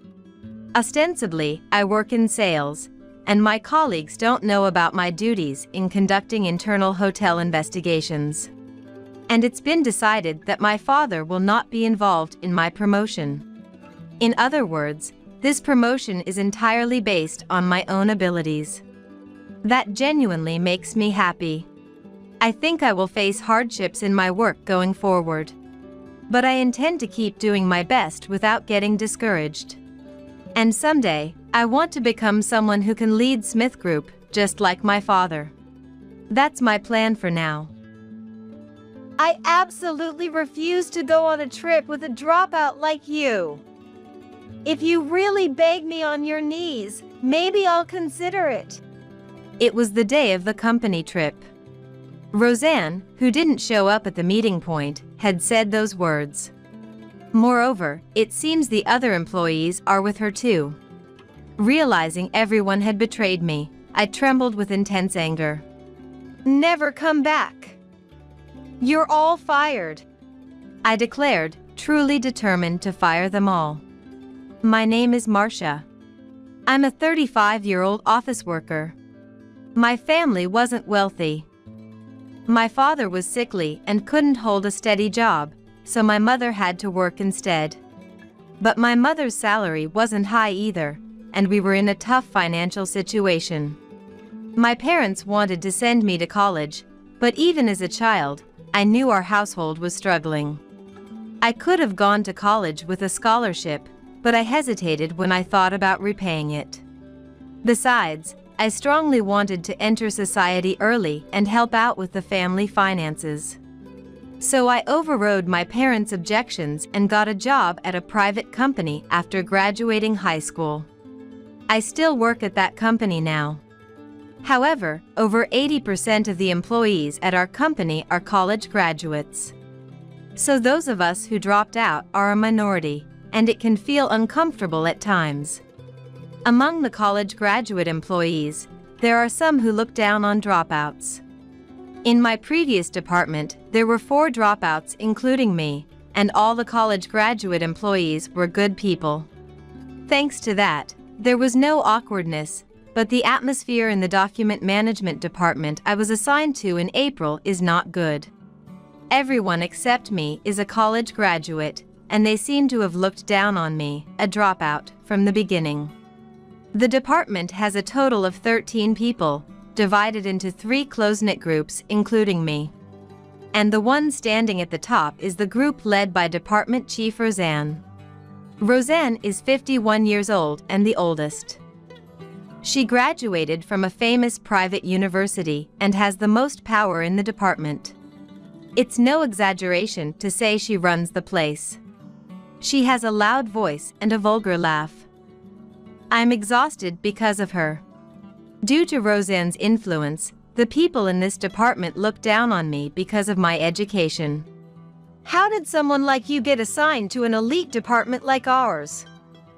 I bet you cheated your way in, she said. Of course I didn't cheat. I came to this department with a purpose. That purpose was to investigate the actual state of the document management department. In truth, this place isn't a gathering of elites, but the opposite. It's a department where useless employees are sent, with poor performance. It has a bad reputation among the other departments. Since our company has a lot of college graduates, naturally the poor-performing employees are mostly college graduates too. Even Roseanne, who acts so high and mighty, only got hired through connections as a relative of a former executive. Her work is shoddy, inferior to mine. Not realizing this. You're a dropout, right? Then you must be ignorant about the ways of the world. I'm a college graduate, so I know about all sorts of things. She brags. The truth is, I'm no longer a dropout, but that doesn't get through to her. Incidentally, she rarely brags about anything besides her education. She really has nothing but her diploma.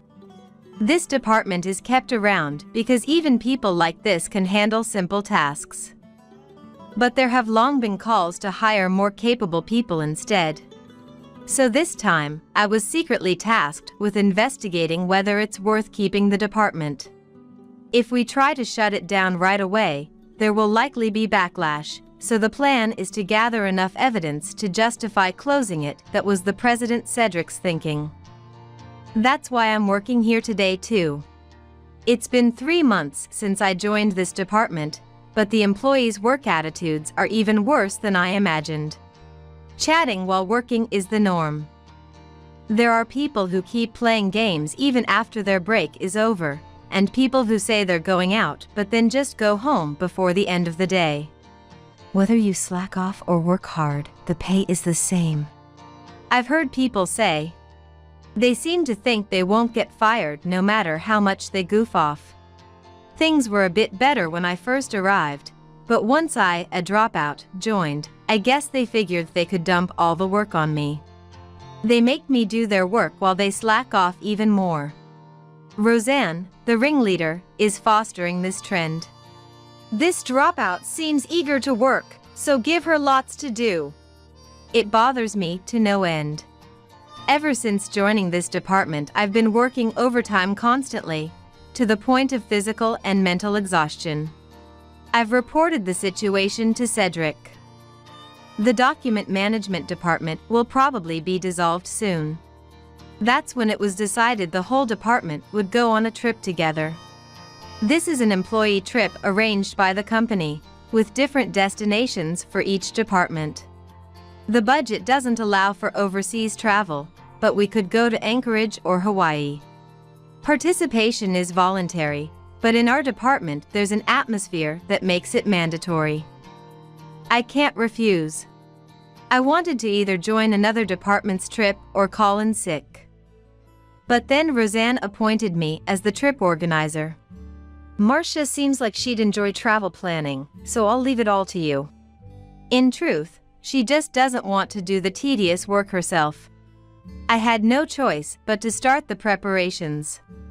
Everyone wanted Hawaii, so I was going to book a hotel in Hawaii and get plane tickets.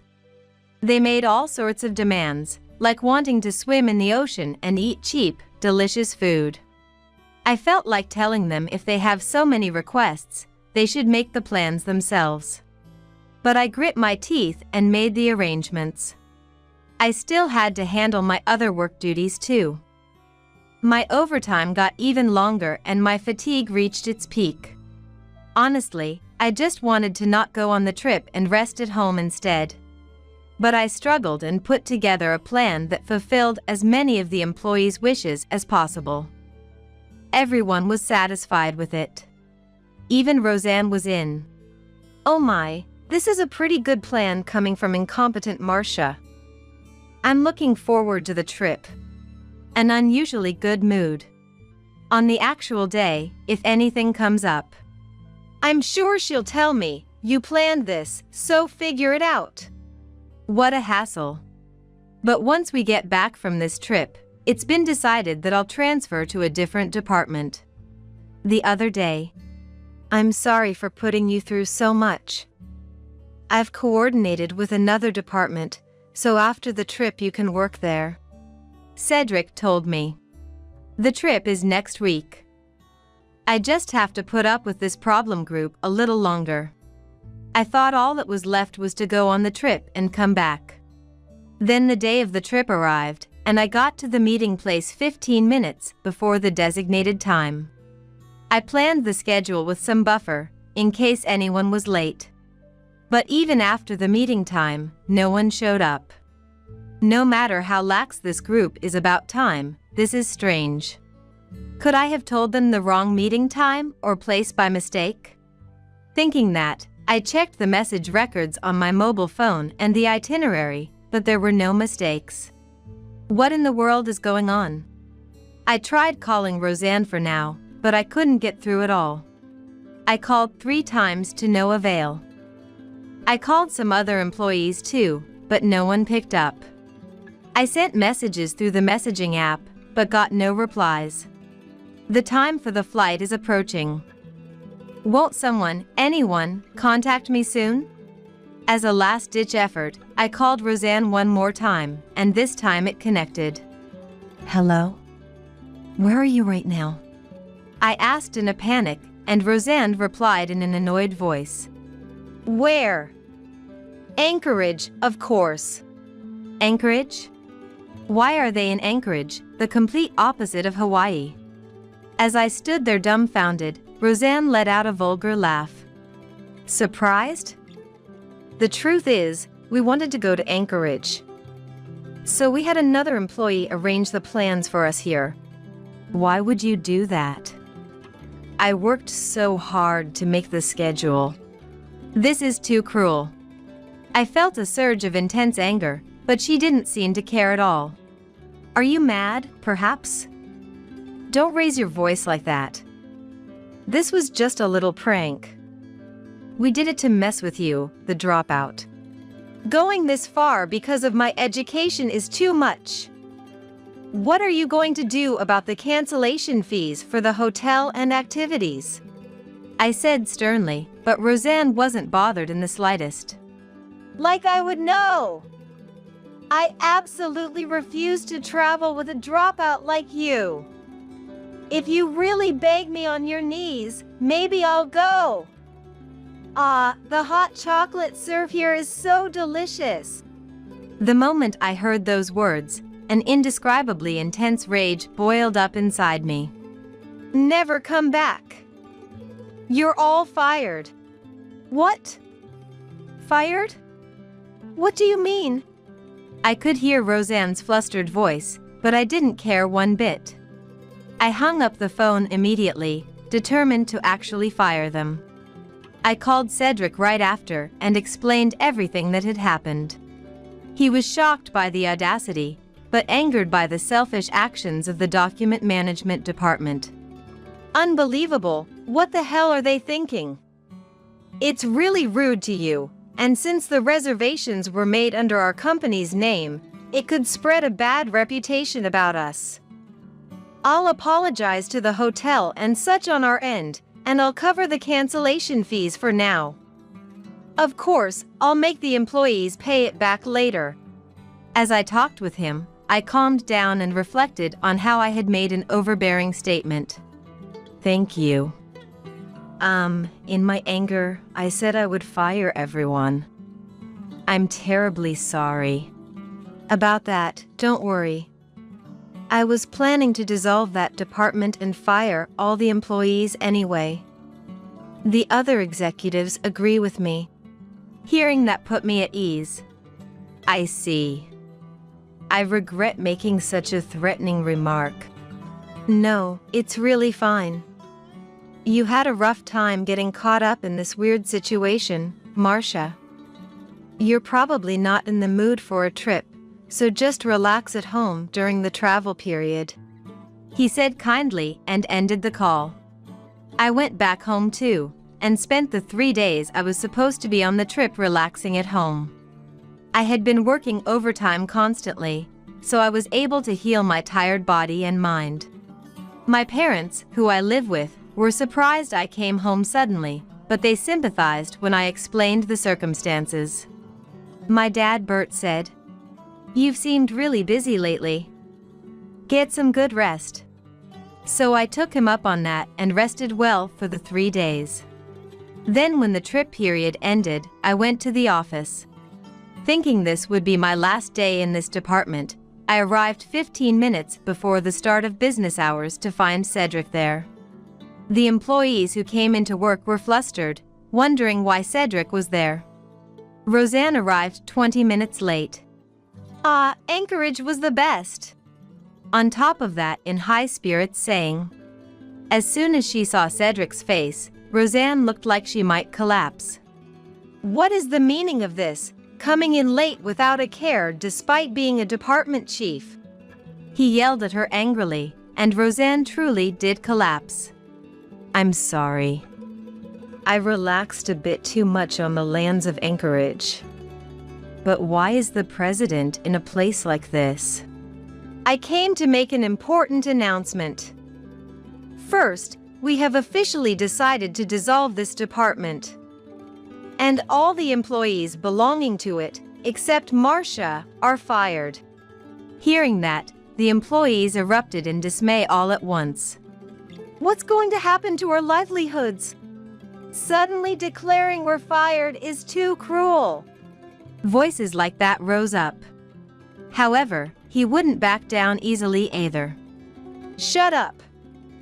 Don't make a fuss when you haven't been doing your jobs properly. When Cedric scolded them, the employees fell silent, but Roseanne raised her hand. Cedric, what do you mean Marcia is the only one not being fired? She was investigating whether this department was necessary for our company or not at my request. Hearing that, Roseanne turned pale. What do you mean? So she was a spy? Isn't that an underhanded method? What's underhanded about it? When the investigation started, it wasn't decided that this department would be dissolved. If you all had been diligently doing your work, I intended to keep it going. But in reality, I heard you've just been slacking off. The company isn't a place to play around. Cedric probably doesn't want to have to say things like this. No one wants to give such a low-level lecture to adults. It's because of your own bad conduct that things turned out this way. Take this seriously and reflect on it. After he said that, most of the employees hung their heads awkwardly. They might be regretting their actions, but it's too late now. With this atmosphere, I thought they would accept being fired, but one person resisted. It was Roseanne. No matter what, I can't accept being fired.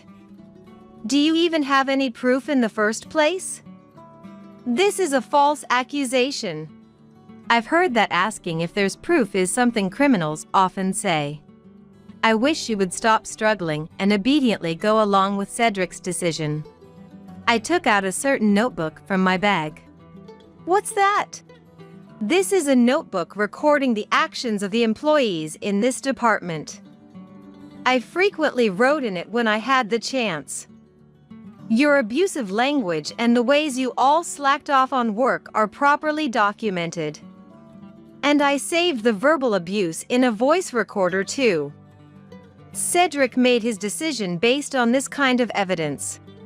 Hearing that, Roseanne seemed to realize there was no escape. She glared at me and bit her lip. I thought that would make her settle down, but for some reason Roseanne confronted Cedric. I don't mind quitting if you fire Marcia too. Because she's incompetent and uneducated, you know. She must really hate me. Even in this situation, she's trying to drag me down with her. But Cedric didn't back down either. He slammed his hand on a nearby desk. Marcia is incompetent? What have you been watching? She's one of the most capable people in the company? Plus, she's not a dropout. She's a college graduate. What? What are you saying? She's a dropout. She said so herself. Hearing that, I sighed. I'm a college graduate.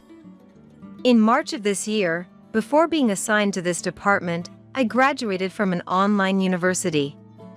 But Roseanne, you said an online university doesn't count as an education and treated me as a dropout, right?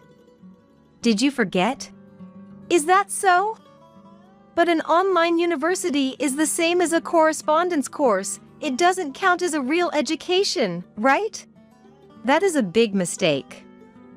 online universities are recognized by the government as universities, so if you graduate, your final education is college graduate. Really?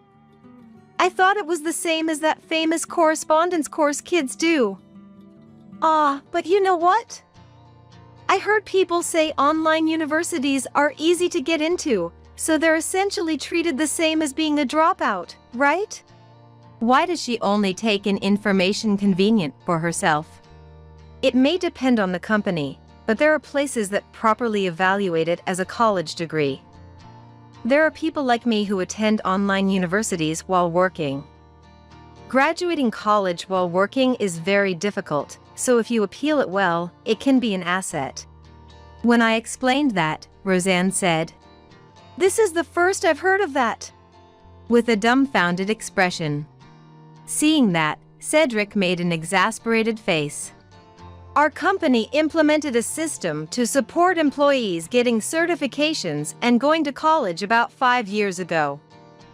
We want our employees' lives to be better. This should have been clearly communicated to people at the department chief level."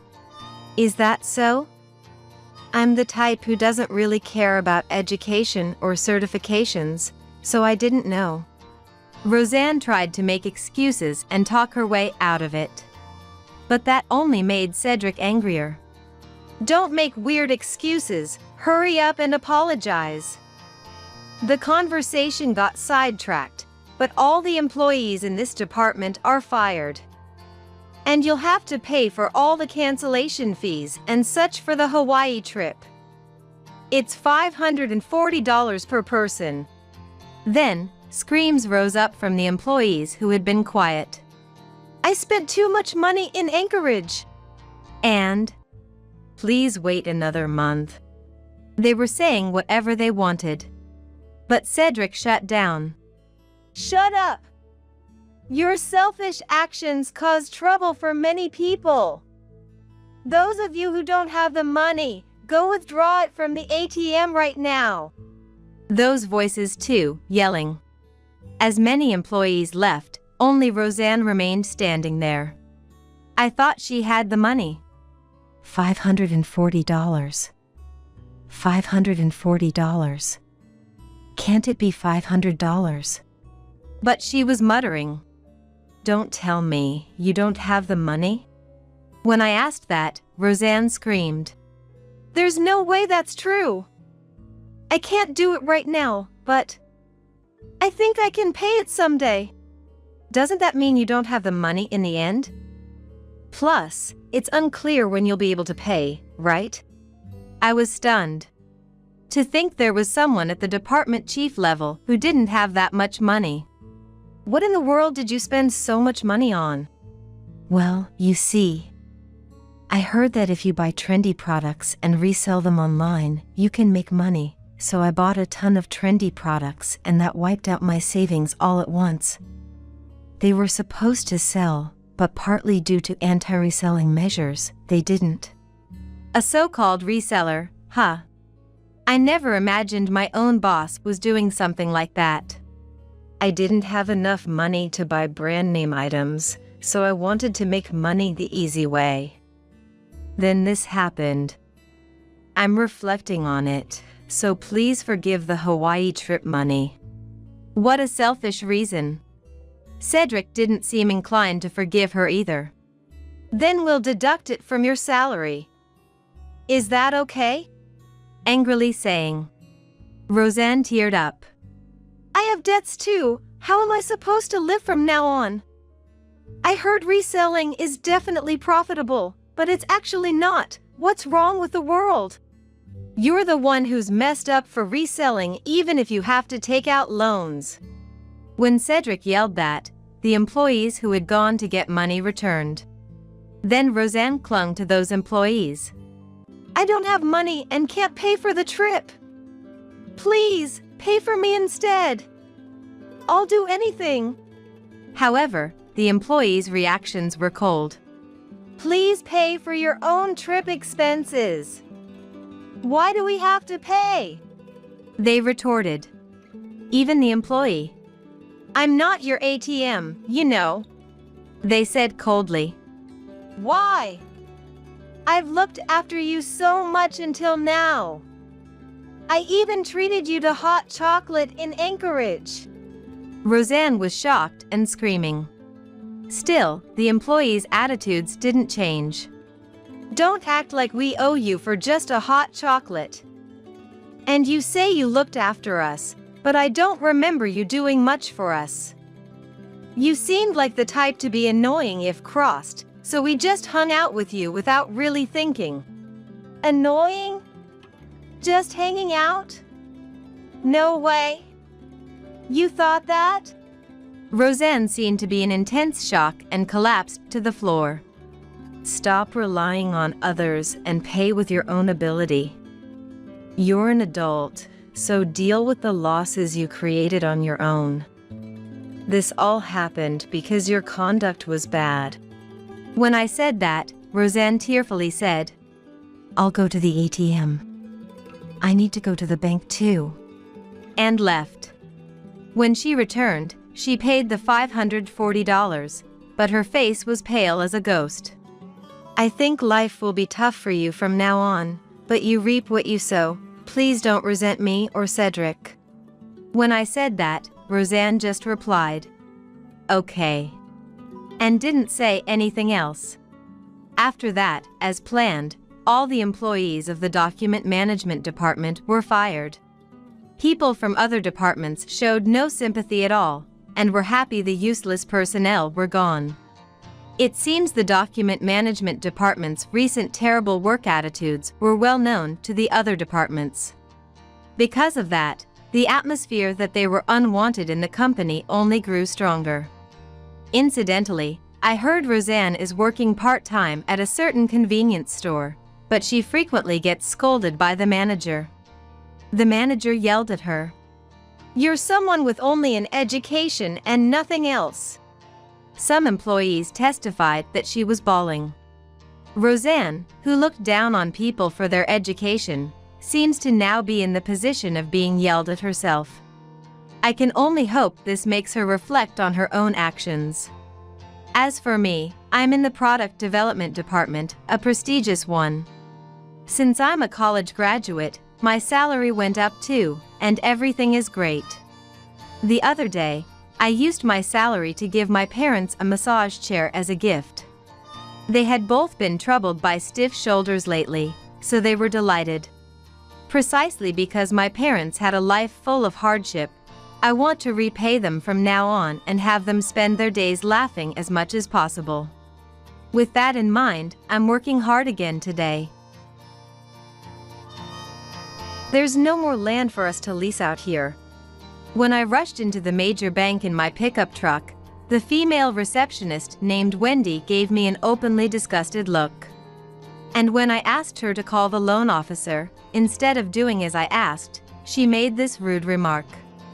If you're working at a bank counter, there's a level of customer service you're supposed to provide to any client, regardless of who they are. I don't have time to waste either. Especially during this season, I'm extremely busy with the harvest and everything.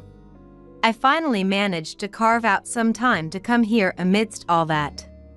Irritated, I decided I'd had enough. Then I'm canceling the land lease contract. What? Wait, you're leasing out land ? Let me call the representative. Just wait a minute. She suddenly started panicking, but I left the bank without hearing her out till the end. As a result, she would come to regret her behavior in this moment. My name is Sharon. After graduating from agricultural college, I took over my family's farm instead of getting a job. Now at 42, with my elderly parents retired, I manage the vast fields alone. Marriage seems to be a high hurdle for someone from a farming family, so I'm still single. My family home is what you'd call a big landowner in the countryside, if I do say so myself. We own vast tracts of land, as well as numerous rental properties like apartments and parking lots. We do have fields, but actually, we could live comfortably even without doing any farming. However, my parents diligently tilled the fields and cultivated traditional vegetables that have been around for a long time. There are few farmers left growing these vegetables. If we quit, these vegetables might go extinct. They're precious things we've inherited from our ancestors. We'll keep it going as long as we're able. Saying that, they protected the fields passed down through generations. But my parents said there was no need for me to force myself to take over the farm. That land could be turned into vacant lots like our other properties, they said, but I'm an only child. If I don't take over, the traditional vegetables that our ancestors and parents have protected and inherited might die out in my generation. I didn't want to let my parents' efforts, carried on this far, go to waste. For these reasons, when I went to college, I chose an agricultural school and decided to take over the farm.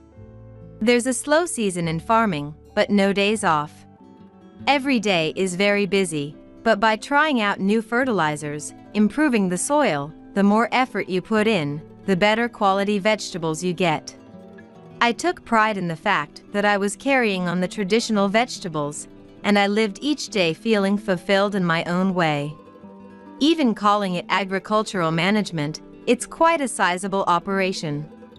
Furthermore, since we also own other land and properties, the sums involved are substantial, and at our bank, a man in his 40s named Georgie has been assigned as our representative.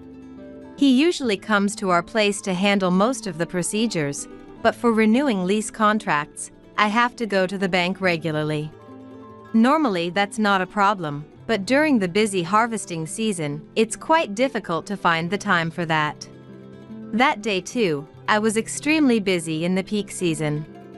I somehow managed to make time and rushed straight from the fields to the major bank in my pickup truck, but the female receptionist named Wendy gave me an openly disgusted look. She twisted her face upon seeing me. When I entered the bank, I was wearing work clothes that could get dirty, since I had come in between tasks. On top of that, I had on boots a typical farmer style. Admittedly, it's not a neat and tidy appearance, but I had at least brushed off the mud and such out of basic courtesy. It's not some high-end hotel or a party venue. There shouldn't be any dress code for customers visiting a bank. In fact, there are even people who come in sweatpants and sandals, so there's no reason to make such a nasty face at someone in work clothes. Nevertheless, she looked me up and down, wrinkling her nose as if to say I was filthy. Then, she let out an exaggerated sigh. I didn't appreciate her rude attitude of deliberately making it obvious that she found me unpleasant. Yet, it wasn't something I felt the need to complain about either. I just wanted to quickly finish my business and get back to work. Thinking that, I asked with a wry smile for her to call my representative.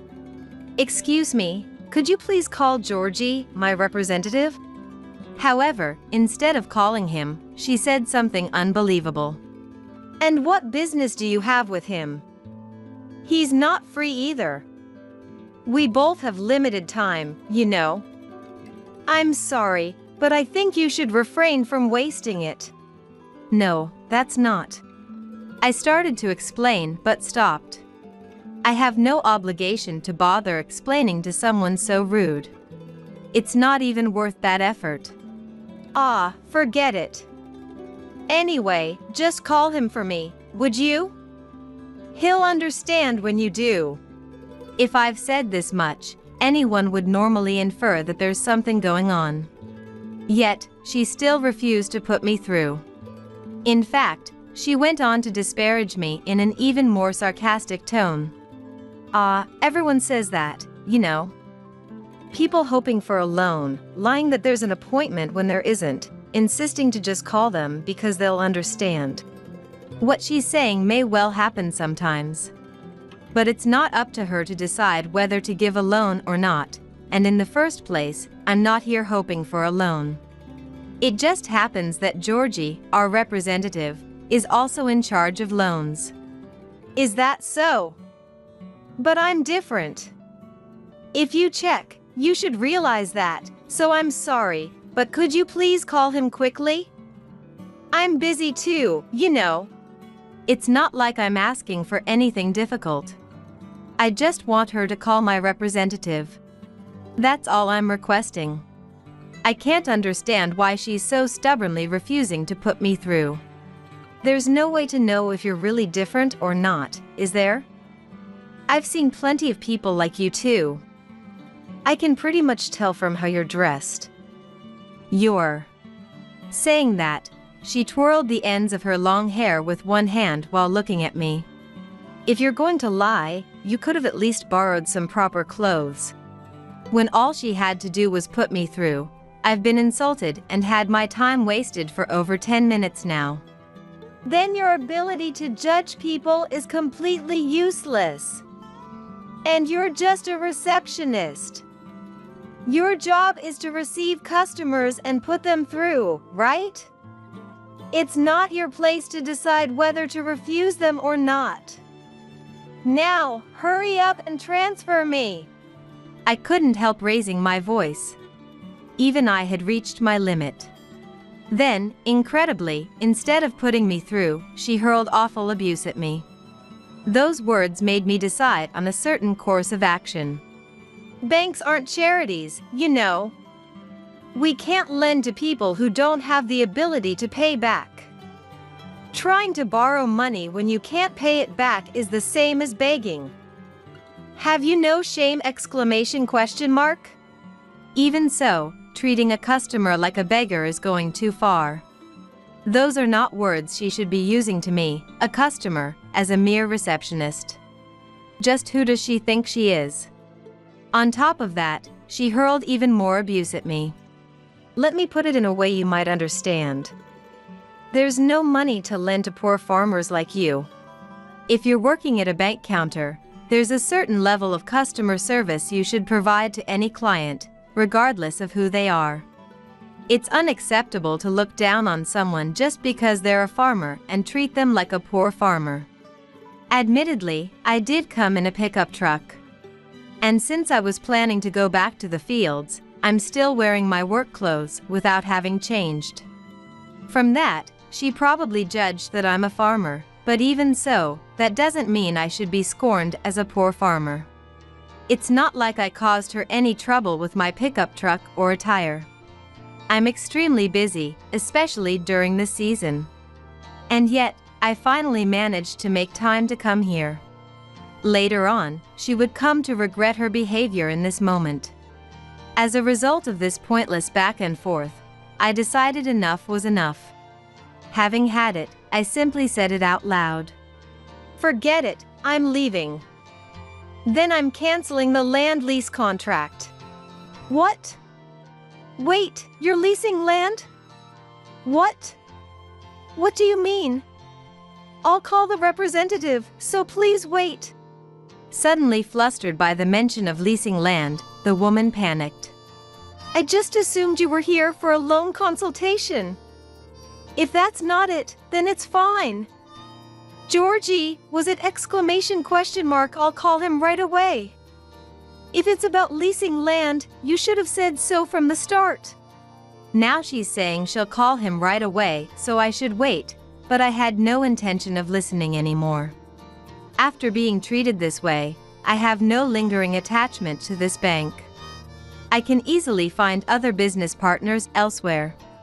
It makes no difference to me whether I do business with them or not. I said forget it. I'm leaving. Tell Georgie the contract won't be renewed, it's over. Wait. Please wait. I'll call Georgie. Hey, wait. It's too late. Ignoring her calls for me to stop, I left the bank. As I drove my pickup truck out of the bank, my cell phone rang immediately. I pulled over to check, and the caller was Georgie from the bank. I heard you came by earlier. I was told you left. Did something happen? I was a little surprised that he hadn't heard anything from Wendy, but I replied calmly. Yes, that's right. I was treated very rudely at the reception. I intend to terminate our business relationship here. Could you please ask the receptionist, Wendy, what happened? She knows everything. Actually, I had been leasing land to the bank. The parking lot next to the bank is our land. The bank had asked us to sell it to them since there's no other land they can use for parking, but we didn't feel any immediate need to sell, so we've been leasing it to them with a contract renewal every 6 months. This time, I went to the bank for the renewal procedure. Not only that, but the profits from the fields, rental income from properties, all of our assets were entrusted to this bank. That's right, from the bank's perspective, I'm a valued customer. That's precisely why I even have a dedicated representative. Shocked by my sudden declaration of terminating our business, Georgie was astonished. What exclamation question mark Wendy did? I am terribly sorry. I will confirm with her and have her apologize, so please, if we could just talk. It seemed he really hadn't heard anything from her after all. Wendy probably didn't mention anything inconvenient for herself, and simply told him that she had called for Georgie, but I left. Without even understanding the situation. Please, I beg you. Georgie kept apologizing. I could practically see him bowing his head over the phone. However, he's not the problem. I had already decided not to forgive Wendy. No, it's fine. I've already wasted enough time there. I can't waste any more. I'm extremely busy today. If you'll excuse me. With that, I ended the call. I feel bad for Georgie getting caught up in this, but the receptionist is essentially the face of that bank. They're the first point of contact with customers, so I'll have to decline doing business with a bank where they judge customers based on their attire and vehicle and respond so rudely. My decision isn't simply because I was looked down upon as a farmer. They hired someone who judges people based on their clothes and occupation and put them at the reception desk. I can't trust a bank like that. Even after hanging up, there were several incoming calls, but I ignored them all. Leaving my cell phone in the truck, I went back to working in the fields. Just when I thought it was over, I was flabbergasted. Incredibly, in less than an hour, Mom Olivia showed up at the fields with Georgie in tow. What exclamation question mark what's going on? Why is Georgie with you, Mom? According to Olivia, Georgie had suddenly stopped by the house. Georgie has been our representative since my parents' generation. It seems our receptionist was extremely rude to your daughter. Seeing how desperate he seemed, I decided to hear him out for the time being. He said he wanted to meet and apologize no matter what, so she brought him to the fields. I couldn't believe he'd get my retired mother involved. I questioned him in a slightly harsh tone. Georgie, didn't I tell you earlier that I'm busy today? As you can see, we're in our peak season right now. I somehow managed to make time to come in the middle of that, only to be refused a transfer and spoken to rudely. I'm fed up. I can't spare any more time for you. Please leave. Ask Wendy about what happened. I thought he'd give up after that, but Georgie suddenly bowed deeply. I am terribly sorry. Olivia hastily. Oh my! Please stop that! Shouted. But he remained motionless. I was at a loss with him like that. Even if you bow your head, I still can't do the impossible. I'm incredibly busy right now. This is not a lie or anything. I am literally very busy. It would be great if Olivia and Dad could help, but they both retired due to back pain, so that's difficult too. I can't ask other farmers for help either. They're all in their peak season as well. Then Georgie said something unbelievable. I'll help. What should I do? Exclamation question mark. As he spoke, he was already taking off his suit jacket and rolling up his sleeves. What exclamation question mark? Even I was surprised by this. Certainly, I'm so busy that I could use Georgie's help. There are simple tasks too, so if he's offering to help, it would indeed be appreciated. But, as I hesitated, Olivia said, "Hey, Georgie is offering to help, so why not let him? Then, with that free time, you can listen to what he has to say." Thank you very much.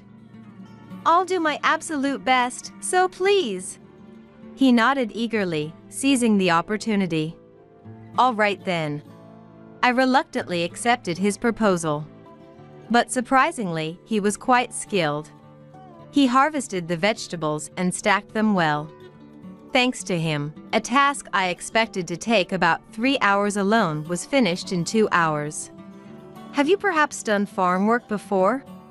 To my surprise, he stretched his back, laughed, and told me. Actually, my grandmother used to have a home garden. I often helped out when I was little. It's surprising how much the body remembers. Olivia brought us some tea, so as we took a break at the edge of the field, I explained the circumstances this time as promised. Judging customers based on their clothes and vehicle, looking down on them, and hurling rude words. I can't trust a bank with a receptionist like that. Hearing that, he nodded deeply several times as if finally understanding. I can't believe such a thing.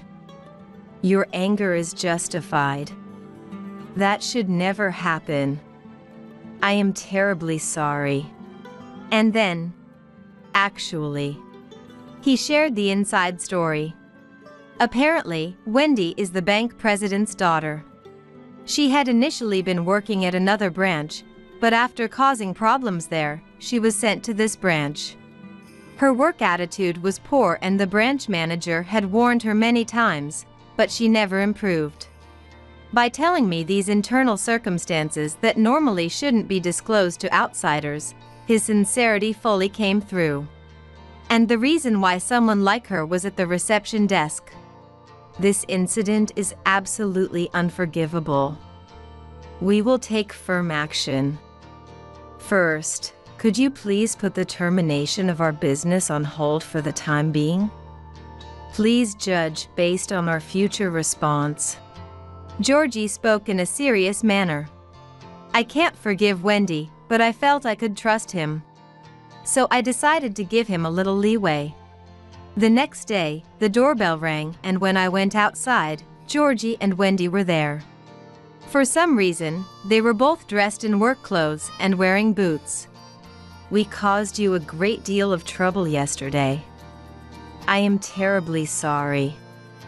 I've brought Wendy here again to apologize.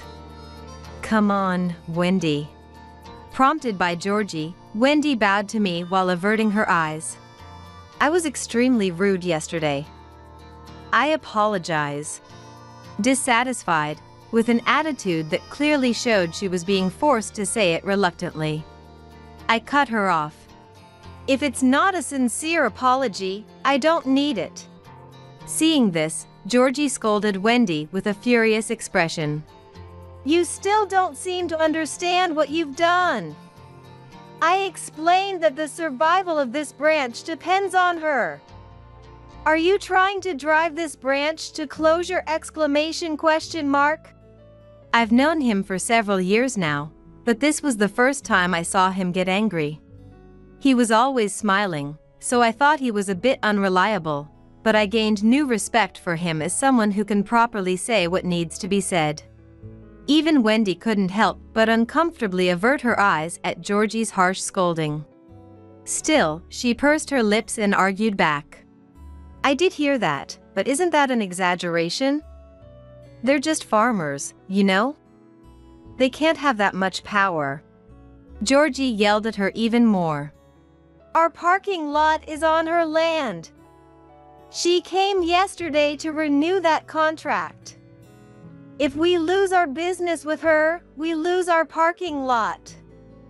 Who's going to come to a bank with no parking in that location ? What he said must have finally reached that thick skull of hers. Hearing that, she turned pale. No way! Isn't that our land ? It's her land. And that's not all. Her family is the biggest landowner in this whole area. We're entrusted with the sale and lease of their land, contract farming, and the management of those assets. She's an extremely important customer for us. Even she was at a loss for words at this. He gave her a stern look, then turned back to me and made an unexpected proposal. Could you let her experience farm work as training during your busy season? I don't think you'll forgive us just for this, but please feel free to work her to the bone. For the first 3 days, I'll help out as well to supervise her. Hearing that, I couldn't help but smile. Since we're entering our peak season, even someone like her is better than nothing, and having Georgie there to supervise will be a huge help. It'll be a fitting punishment for Wendy too. But can she, who looked down on farmers, endure this job? As expected, Wendy started making a fuss at the words during the busy season. What? Not just 1 day ? I didn't hear anything about doing it for that long. That's impossible. As she hastily denied it, Georgie silenced her by saying, If it's impossible, it can't be helped. If we lose a customer like her because of you, your father, the bank president, will have to take appropriate responsibility too. Dad has nothing to do with this ? Using his connections to get her hired, then forcibly reassigning his daughter who caused more problems to another branch. If that daughter then drives that branch to closure, he'll inevitably be held accountable. That's not a responsibility a mere receptionist can bear. Of course, the bank president who used his position to assign and spoil his daughter also bears responsibility. Wendy must have finally realized the gravity of what she had done, as she started trembling while gripping the sleeves of her work clothes. I turned a beaming smile towards her. You'll be doing simple tasks, so it's fine even if you've never worked in the fields before. All you need is physical strength. Now then, shall we have you work to your heart's content? Upon hearing this, the word despair appeared on her face. That evening, gazing at the fields dyed red by the sun, I let out a satisfied sigh.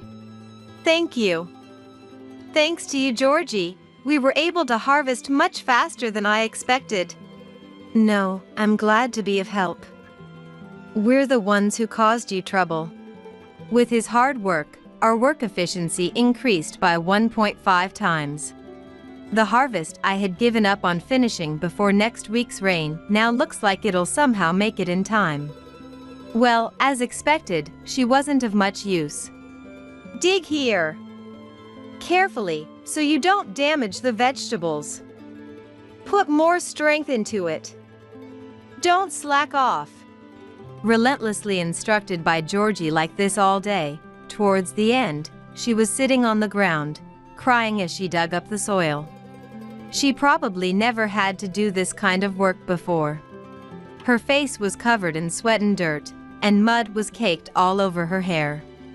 Now that the work was finally over, Wendy collapsed on the ground, seemingly unable to speak. With a wry smile, I looked down at Wendy, who was sitting on the ground covered in mud. Good work today. No, it's quite rewarding. I'll be back to help tomorrow too, Georgie said with a refreshing smile. Tomorrow too ? In contrast to him, Wendy collapsed limply on the ground. And true to his word, Georgie brought Wendy to help the entire week. At first, she complained, but after a while, she seemed to give up and moved in silence. If she slacked off even a little, do your best to somehow get her to withdraw the termination of our business. If this branch closes, it'll be your responsibility. It's your own rude words and actions that caused this. Show some sincerity. She would be threatened. Georgie drilled farm work into Wendy during that week. And then, he lent her to us for a month under the pretext of employee training. Wendy, now bearing the future of the branch and even her father's future on her shoulders as she worked.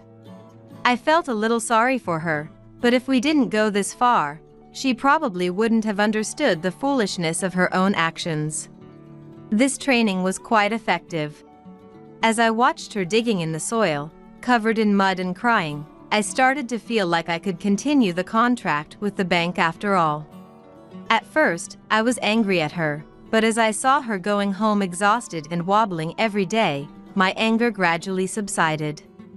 Georgie must have anticipated this and planned this kind of training. He's quite the schemer himself. After the training, I went to the bank again and renewed the contract. Just as Georgie had planned. Seriously, I take my hat off to you. You knew it would turn out this way, didn't you? No, I just showed my sincerity to the best of my ability.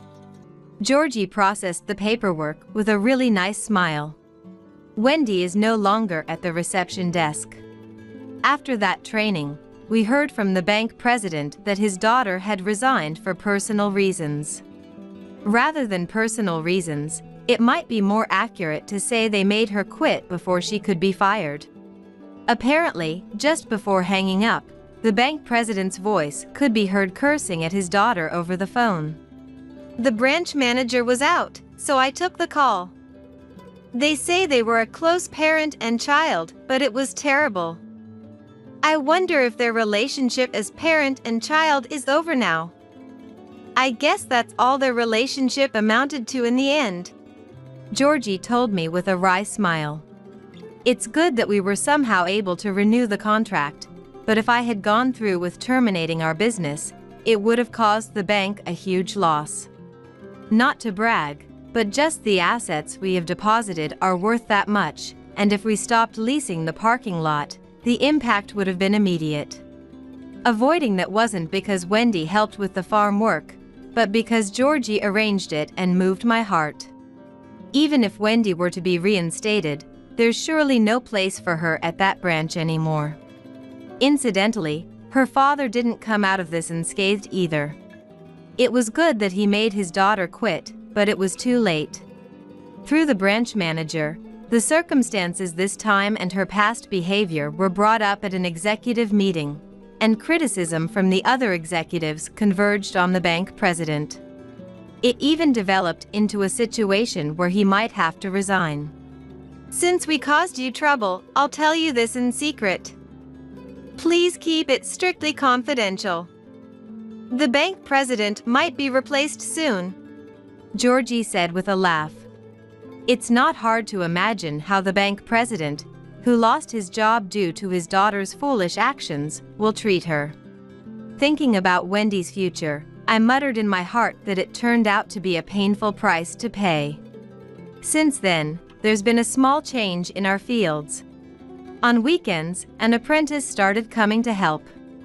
There was this strange person who had awakened to the joy of farming and wanted to help even just on weekends when he was off work, and I allowed it. Nothing beats a drink after work. Georgie, who for some reason was relaxing at our place. That's right, the apprentice is him. Since then, he's been coming to help almost every week, and when Olivia says, "Since you're here, why not have a meal before you go?"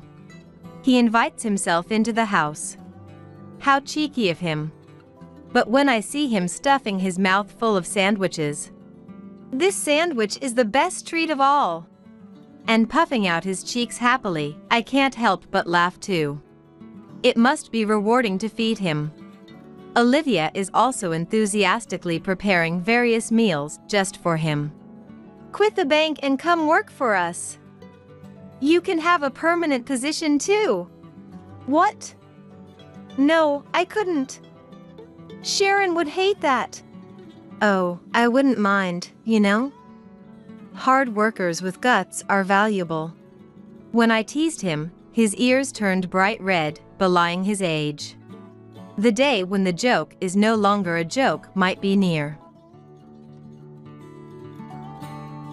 After finishing the dinner dishes and getting things ready for tomorrow, I called out to my husband, Jacob, and my stepdaughter, April, who were still on the living room sofa watching TV. "You two, it's already late. Time to go to bed." The clock had already passed midnight. I reminded them that they would regret it in the morning, but Jacob suddenly spoke up. "Well, tonight I promised April we'd watch a movie together. There are so many we want to see, right, April?" "Yay." April nodded in agreement with Jacob's words. "We have a theater room in our house, built for my movie-loving husband and daughter. It seems that, once again, they plan to watch a movie in there tonight. Well, aren't you two just the perfect pair?" "Yep, we sure are. It's like having a date night at home, isn't it?" I jokingly said, and Jacob replied with a playful tone. I left the living room with a casual reminder, "Don't overdo it." But the next day, while cleaning the theater room for the first time in a while, something caught my eye. "Huh, why is this here?" I noticed a bath towel under the sofa. It wasn't something that would have naturally ended up there. It looked as though it had been shoved in. I decided to refold it, but when I opened the towel, my throat tightened with fear, and I ran out of the house. "What is this?" My name is Emma, 45 years old. I work as a dietary manager at a senior care facility. The job is demanding, but it's rewarding because I help support so many people's lives. I live with my husband, Jacob, a middle school teacher, and our daughter, April. However, April and I are not related by blood. April is my stepchild. Her biological mother passed away from illness shortly after April was born. Jacob and I met at a party. Maybe it's because of my profession, but I've always thought about my future and wanted to find someone I could grow old with and support each other. However, due to a chronic health condition, I can't have children. There are many men who want to start a family with kids, so I had trouble finding a partner back then. It was during this time that I met Jacob. Right from our first conversations, Jacob told me that he was a single father. His wife had passed away early, and since his daughter was still very young, he was looking for someone who would accept his child as well. When I heard that, I couldn't help but feel like it was a fateful encounter. Because of my condition, it's difficult for me to have children. But I've never disliked children. Quite the opposite. I was deeply saddened by my inability to have them. Jacob was honest and open about his situation, so I also shared that I couldn't bear children. Perhaps Jacob felt the same connection as I did. We exchanged contact information right away, and over time, we grew closer, steadily building a relationship. When we started to consider becoming a couple with marriage in mind, Jacob brought April to meet me for the first time. I can still vividly remember the moment I first met April. "Emma, this is my daughter, April." Little April clung to Jacob's legs, shyly peeking up at me. She was holding her favorite teddy bear in one hand, and it was the cutest thing.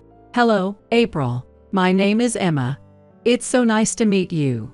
I crouched down to her eye level and greeted her cheerfully. April, nervous but trying her best, replied in a clear voice, "Hello, I'm April." As she spoke, a shy smile spread across her face. She quickly hid her face against Jacob's legs again, but in that brief moment, her smile made my heart skip a beat. She's so adorable. At the time, April was only 3 years old, still at an age where she needed a lot of care. I was thrilled to think that such a sweet child would become my daughter. At the same time, I couldn't help but feel overwhelming sadness for her biological mother, who didn't get the chance to see April grow up. April was still at an age where she needed her mom. I made a vow that day to make sure April would be happy in place of the mother she had lost. More than 10 years have passed since then, and now I think of April as if she were my own child. After marrying Jacob, April quickly warmed up to me. She must have felt lonely without a mother figure in her life. Now we are a happy, close-knit family, and anyone who sees us would say the same. April is now in middle school, excelling in both academics and athletics. I couldn't be more proud of her. She's the star player of her tennis club, achieving great results.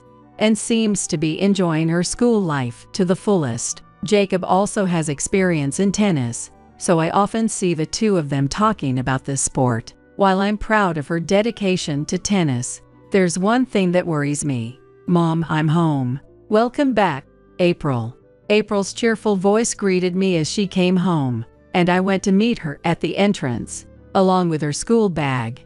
She was carrying a large tennis bag on her back. I responded cheerfully to April's bright voice, but the next moment, I furrowed my brow. April's knees were covered in scrapes. Honestly, you've hurt yourself again. What if they leave scars? You need to be more careful. April often came home with injuries, too absorbed in her tennis practice. I know it might not be right to say this because she's a girl, but I can't help worrying when she keeps getting hurt like this. Then again, these scrapes are proof of how hard she's working at tennis. That thought makes it hard for me to scold her too harshly. I pressed a freshly washed towel to her sweaty face, and she smiled happily. Sorry, I just tripped a little. It's no big deal. Pushing yourself is good, but don't overdo it, okay? Okay. April let me wipe her sweat, smiling as I pampered her. Every time she shows me this sweet expression, I end up spoiling her, thinking, she's just too adorable.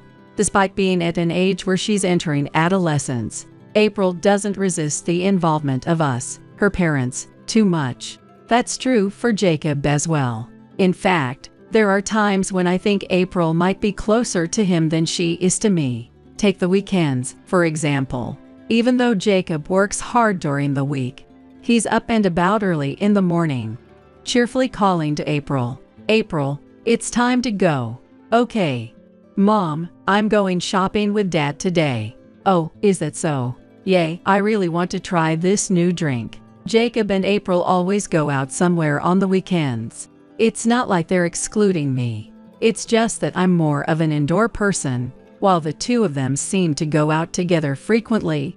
Unlike me, they're both into sports and more outdoor-oriented, but their trips usually revolve around shopping. They often visit popular character shops or go to buy desserts, dragging Jacob along. "So you're just taking advantage of him, then?" "Hey, Emma, don't say that. It makes me sad." I teased Jacob, and he shrugged his shoulders in response. "We'll get you something too, Mom, so look forward to it." While we were talking, April, already impatient, grabbed her bag and headed to the door. As Jacob followed her, I added playfully, "At least she doesn't hate you yet. She really loves me, you know. Soon, she'll ask not to have her laundry done with yours." Jacob responded with a vague smile, brushing off my joke. "Take care." Once they were gone, the house fell silent almost immediately. I listened to the sound of their car fade into the distance before letting out a deep sigh. Maybe there's something different when you're actually related by blood. The relationship between her and me isn't bad at all, but compared to Jacob, I feel like it lacks a certain closeness. I know both of them are considerate of the fact that I'm more of an indoor person, but there's still a subtle sense of exclusion, because they both share an interest in tennis. Their conversations often seem livelier when I'm not involved. I've thought about trying tennis myself, thinking it might change something, but then I remember how I've been terrible at sports since childhood, and I give up on the idea.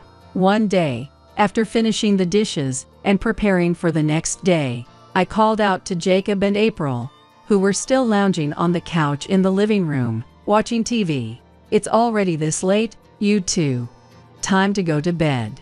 It was well past midnight. I knew they probably wanted to relax, but tomorrow was a weekday, and I reminded them that they would be the ones suffering for it. Jacob, however, suddenly spoke up. "No, we decided to watch a movie together tonight.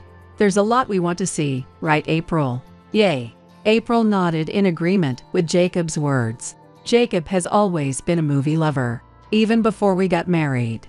The three of us would often go to the movies, and perhaps because of that, April had grown to love movies too.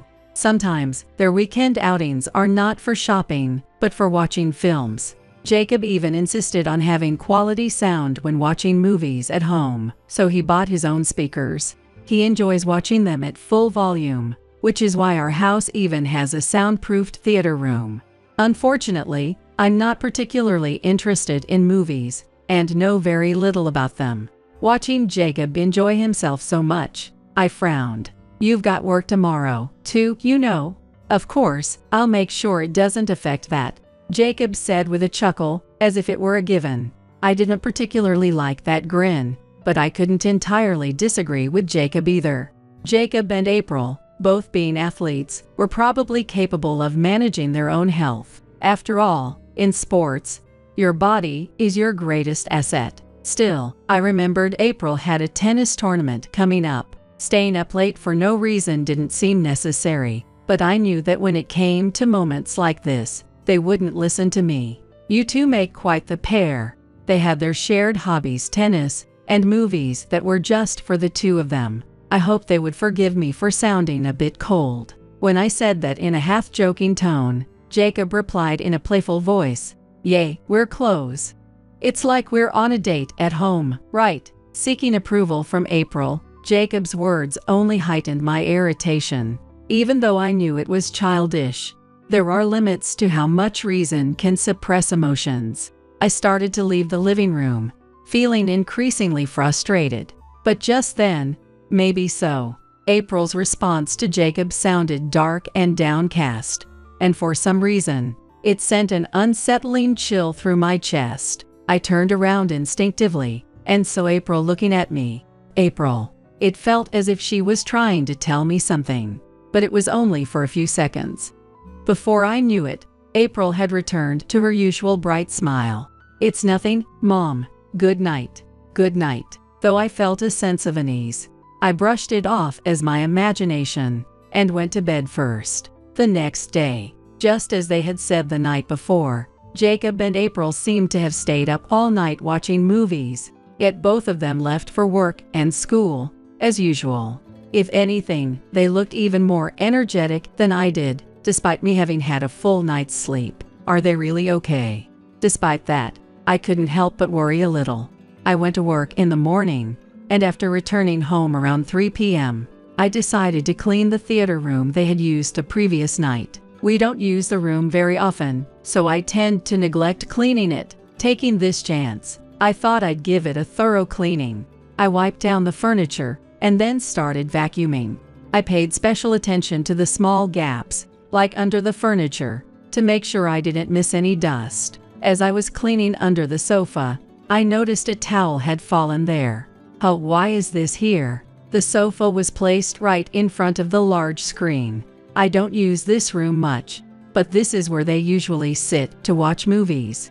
I recalled how Jacob had been very particular about the backrest angle, and whether the sofa would be comfortable for long periods when we bought it. I stopped vacuuming for a moment and pulled the towel out. It seemed to be a bath towel, quite large in size. I wondered how something like this could have ended up in the theater room.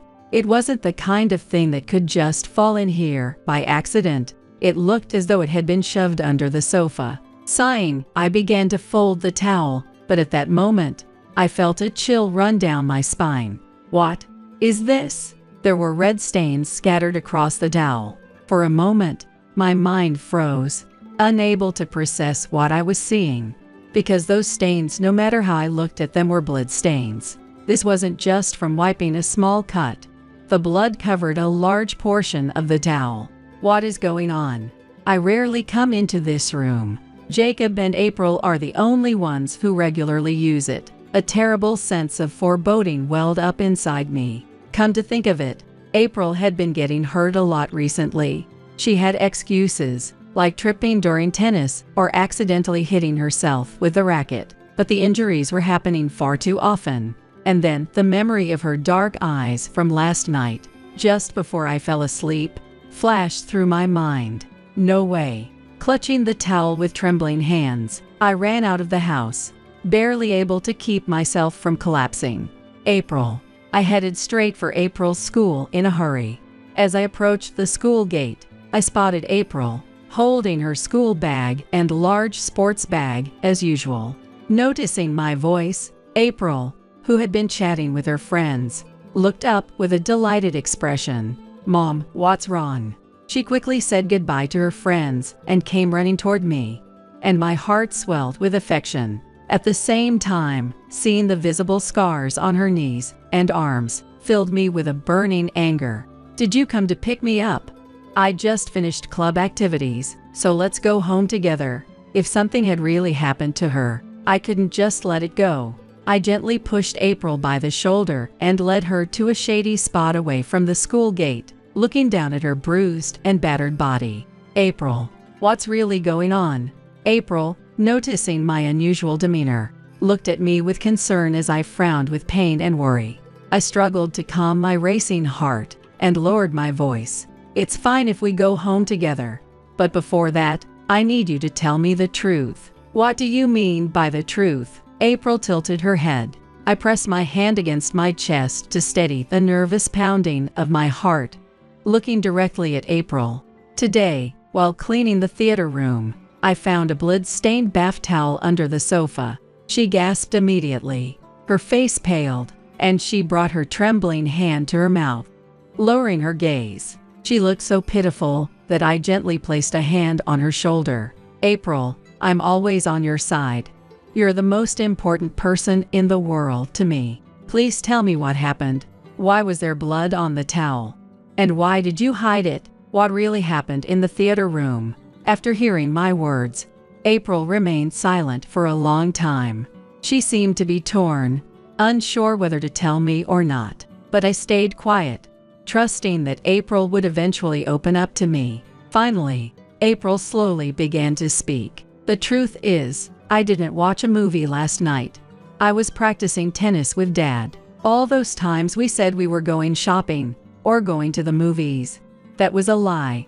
Dad's been training me in tennis, so it really was." April's desperate confession felt like the key to unlocking all the mysteries that had been puzzling me. Jacob was a tennis player, just like April, but their passion for tennis was on completely different levels. Jacob's obsession with tennis was beyond normal. Though he was a middle school teacher, Jacob also worked as an active tennis coach, showing just how much he loved the sport. No, it wasn't just love, it was more like an obsession. Apparently, he had once dreamed of becoming a professional tennis player. When the subject of our marriage came up once, "I married you, Emma, because you can cook meals suited for athletes," he jokingly said. That's how deeply Jacob's passion for tennis ran. But April wasn't like that. "April, you don't actually love tennis that much, do you?" "Yeah, I knew you could tell." She nodded, her head drooping. "That's right. Though she had the talent to perform well in tournaments, she didn't particularly love tennis. Of course, I know. You're my precious child. Besides, you and Jacob had that argument about it before, didn't you?" I remembered the day when she was still little, and there was a small argument about tennis. That day, Jacob had suggested that April join a tennis school. He brought home a flyer advertising tennis lessons from somewhere and showed it to April. "April, you have a gift. You could become a pro. It's not even a dream for you to go to the Olympics." Jacob grabbed her shoulders and passionately urged her, while I frowned slightly from the sidelines. It should be her decision, I thought. She liked physical activities, but I had the impression she preferred dancing or singing her heart out. And as expected, she shook her head. "But I like singing more than tennis. Tennis isn't fun at all." "What are you talking about? You have a gift that others don't, and you're wasting it," Jacob shouted at her, who had clearly stated her preference, as though scolding her. Seeing her shrink in fear, I couldn't help but step in. "Hold on, Jacob. Shouldn't it be her choice whether she plays tennis or not? It's her body that's doing the work. No matter how much you love tennis, forcing her is not right." I thought I was being perfectly reasonable, but Jacob turned on me with furious anger.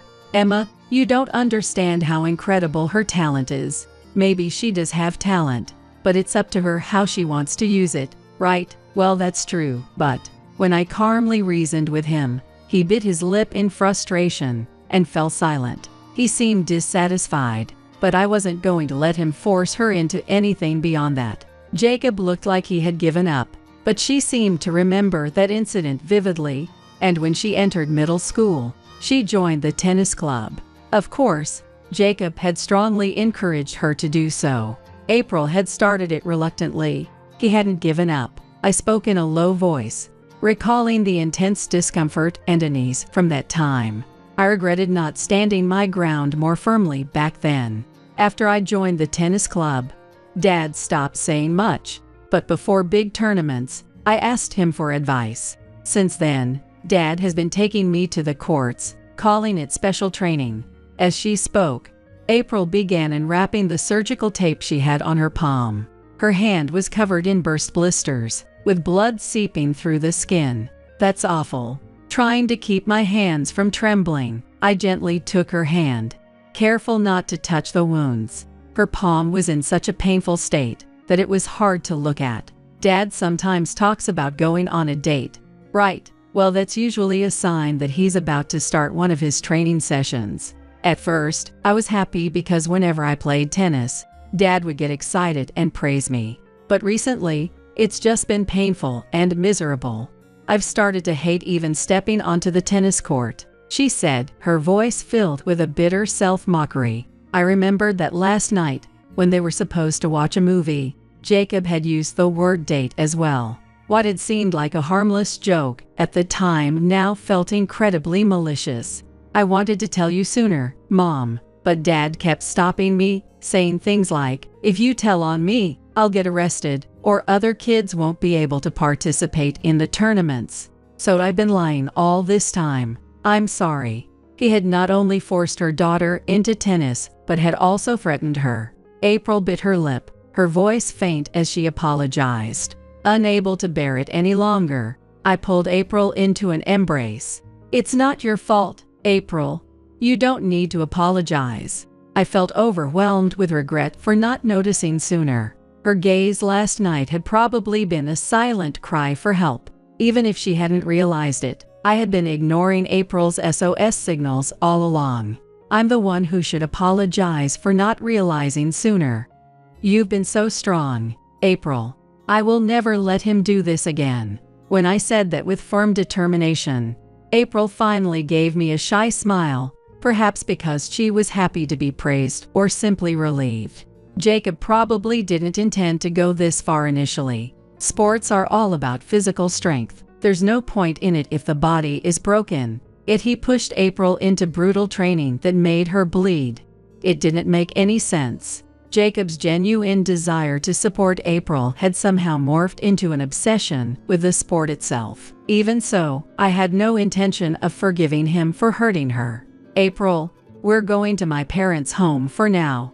Go pack your things. What? Right now? We quickly packed our belongings before Jacob came home and headed to my parents' place. According to April, during the lead-up to tournaments, Jacob's special training sessions would last late into the night, and they were quite frequent. I felt it was urgent to get April away from Jacob for the time being. Since I had explained the situation on the way, my parents welcomed us warmly.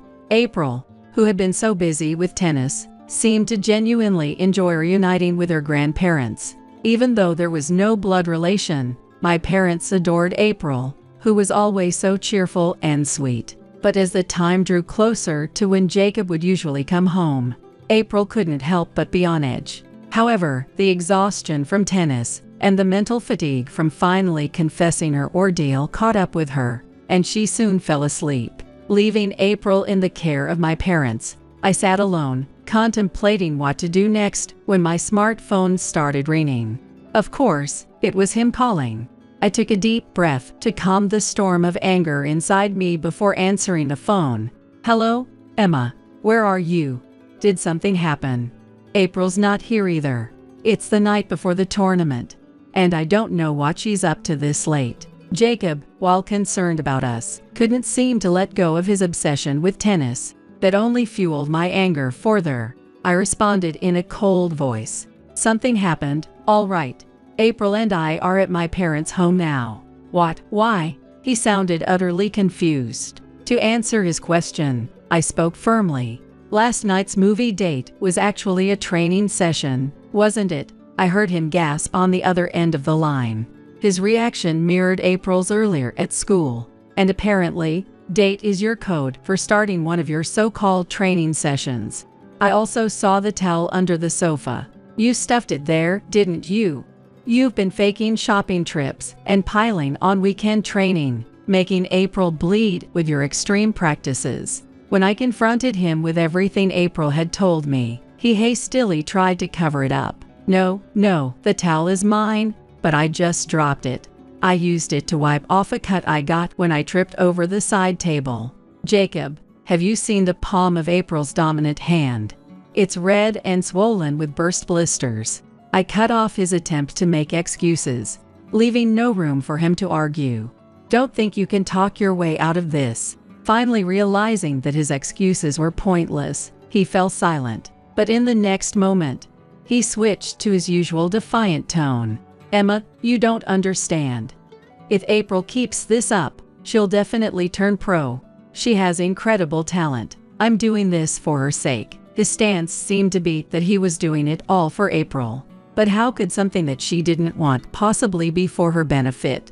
It was nothing more than his self-righteousness. Our argument escalated from there. If April doesn't want to play tennis, it's meaningless. And is it worth hurting her over? Sports aren't that easy. You don't understand because you've never played. But every professional athlete pushes through injuries like that. But April doesn't want to become a professional. Your entire premise is wrong. April's talent is something extraordinary, something most people would envy. I'm the only one who can help her realize that potential.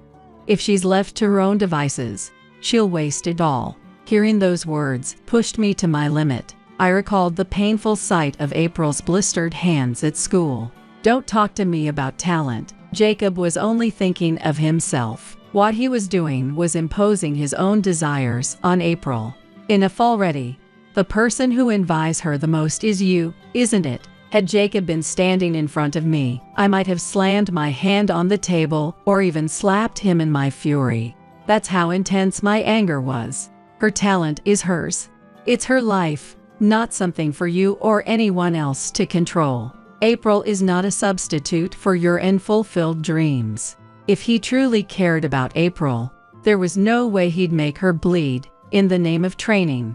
I understood that Jacob had suffered from not being able to become a professional athlete himself, and that he still couldn't let go of that dream. But using April to fulfill the dreams he couldn't achieve was unacceptable. Our conversation was going nowhere, and Jacob showed no sign of remorse. He truly believed that what he was doing was in April's best interest. I couldn't deal with him any longer. I ended it decisively. Enough, I'm divorcing you. I'll take April with me. What? You can't just decide that. I had been thinking about it the entire time on the way to my parents' home. We had built what seemed to be a happy family, but in reality, it was only a facade, built on April's silent suffering. If Jacob couldn't let go of his obsession with tennis, then my only choice was to protect April. Even if we weren't related by blood, we were undeniably family. There's no way I'm leaving her with you. With those cold words, I ignored Jacob's protests and hung up the phone.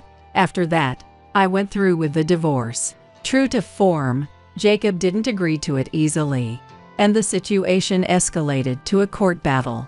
However, with April's testimony on our side, I was granted full custody. Not long after, it was revealed that Jacob had been subjecting his other students to similarly brutal training sessions, where they, too, were forced to endure injuries. The members of the tennis club Jacob had been coaching were in the same predicament as her. His excessive coaching methods as a middle school teacher became a major scandal, making headlines in the news and newspapers. Naturally, Jacob was fired, but even then, he continued to insist that he had done nothing wrong. Honestly, I never want to have anything to do with him again. Mom, I'm home. Welcome back, April. April's cheerful voice rang out from the entrance as she returned from her club activities. I headed to the door to greet her. There she was, standing with a smile, wearing her new school bag. Since the divorce, April and I had moved into a new home near my parents' house, and we were living a fresh, new life. With my parents nearby, April often visited them. Mom and Dad had embraced April as if she were their own grandchild, and April seemed to be completely comfortable, able to rely on them freely. She had joined the choir club at her new middle school. She remained as skilled as ever, quickly earning recognition for her talents, perhaps because she made this decision for herself. April seemed more energetic than ever, even more than I had ever known, and that made me incredibly happy. Tomorrow, I get invited to hang out with some friends. Can I go? Tomorrow was the weekend. Now, she had the freedom to choose whatever she wanted, without any restrictions.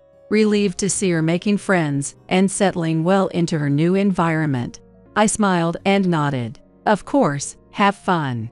Just don't stay out too late. Okay. April's face lit up, her smile bursting with joy. She waved her now completely healed hands and bounced up the stairs to the second floor with a spring in her step.